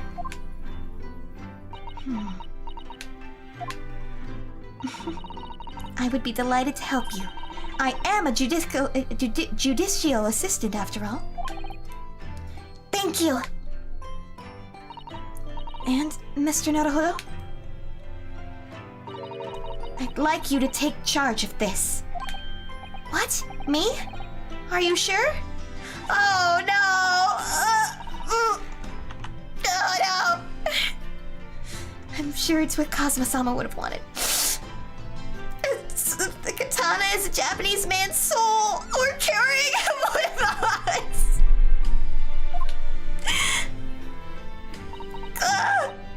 Its name is Karuma. It's a great sword that's been in the Asogi clan for generations. Very well. I accept. I'll treasure it always. Ugh. So then, Mrs. Sato, it seems we'll be working together for some time to come yet. I might actually cry. It will be an honor, Mr. Naruhodo. And for the next 40 days, I shan't grant you a single minute of freedom. We shall fill every spare moment with study. Yes, that's exactly what I need! But before we begin, I have an earnest favor to ask of you, too. Goodness, what is it? Please throw me to the ground. 3 times! Whoa! What? I should never have doubted you. You were Kazuma-sama's closest friend. And of course you would never have done anything to hurt him. That should have been obvious to me from the start. But I allowed suspicion to get the better of me. And no matter how upset I was feeling, I was completely unforgivable. It was completely unforgivable behavior. It's because she threw us to the ground 3 times. No, you were in shock. You just found out about me stowing away and the cabin door was locked from the inside. No! I won't let you make excuses for me. Whatever the circumstances, I should have never thrown you. And not just once, it was 5 times. That number keeps creeping up, doesn't it? I think it was with more than one hand. It was a judo move. Please, if you must, please you must. Take a hold of me and throw me. Do it! Don't even think about it. No. I don't even know how. I've never thrown anyone in my life. Yeah, there's a certain way to do it safely. Very wise, Mr. Naruhodo. It isn't a skill one acquires without considerable training. Oh, Mr. Sholmes. I observed your throwing technique several times with great interest. I confess I was most impressed. When did he see that? I presume that would be a form of Japanese wrestling. Oh, well, in a way, it's not wrestling, but my own interpretation of an ancient jujutsu technique. Apparently, it's called the Susato takedown. Leaves your head swimming, believe me. How beguiling. I am a practitioner of the combative arts myself. I'm a somewhat accomplished boxer. There he goes, dancing around again. Float like a butterfly, sting like a bee. I wonder if he'd be so kind as to instruct me on the technique of your arresting throw. Yes! I'd be honored! Are they gonna be combat buddies? Yes! I love this dynamic already. Then let us not dally. Demonstrate, my dear madam. Oh, of course! Are you ready, Mr. Naruhodo? No! Sorry? Hiya! Nice. As you can see, throw from the abdomen. Oh yes, arresting indeed. And what is it? What is that term, the Susato takedown, is it? Actually, no. That was a Susato squash. I know, Shugo, I'm jealous too. I mean, what? I mean, ow, don't throw me, ow. In my groggy state of consciousness, a scene from an evening recently spent with Kazuma flickered into my mind.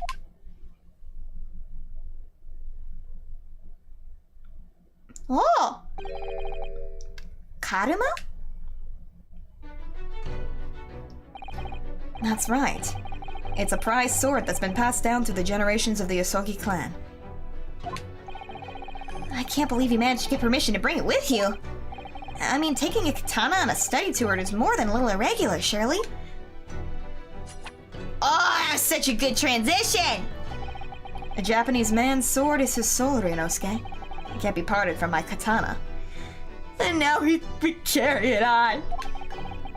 Karuma guides me, and I truly believe that.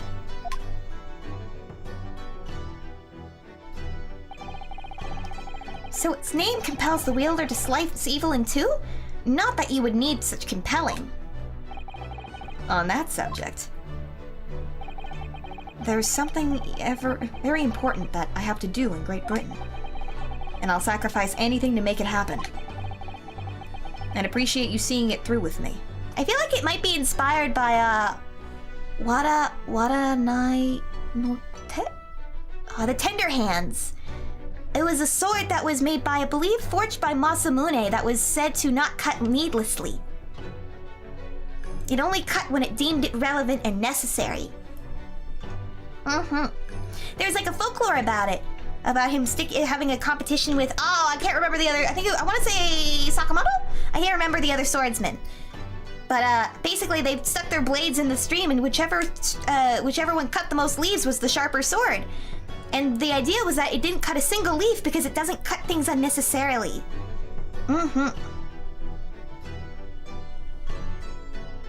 Sounds a lot like Samurai Jack's sword with Aku. Cool!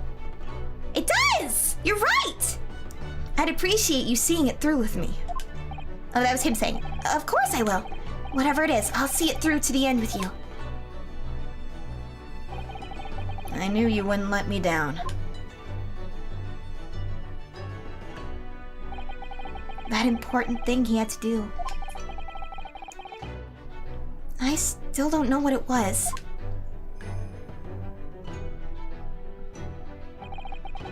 But I'm going to see the place for myself and work it out. In Great Britain's capital, London.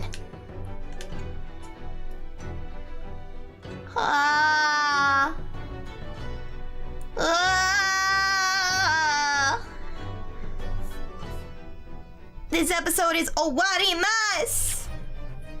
Of course, save that progress. Yes. Yes. All right. Oh, episode 3.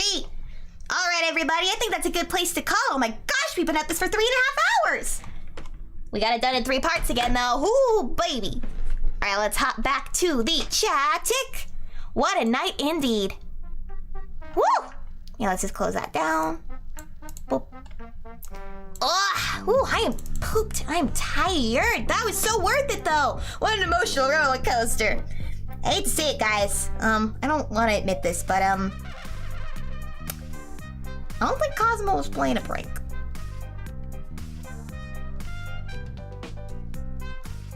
I think he might have been dead. Nah, just a prank, bro. Oh man, I better wrap this up, cause woo, I gotta get all cleaned up, and I gotta do my laundry, and I gotta go to bed. Thank you all so much. I'm so excited for episode 3. Let's go. Chapter 3, sorry, cause yeah, case 3 is up next. Next up is case 3, the case of the runaway room. It was rough, yeah. It was good. I had so much fun. God, I love this game so much. I can't believe I was able to actually pin down what happened. The game does a really good job of like making you figure stuff out without spelling it out until it's time for you to spell it out. Alrighty. Anyway, everyone, I have been your ghostess with the mostest, Amity Nemurou, signing off. Mata yure to oyasumin. Bye bye.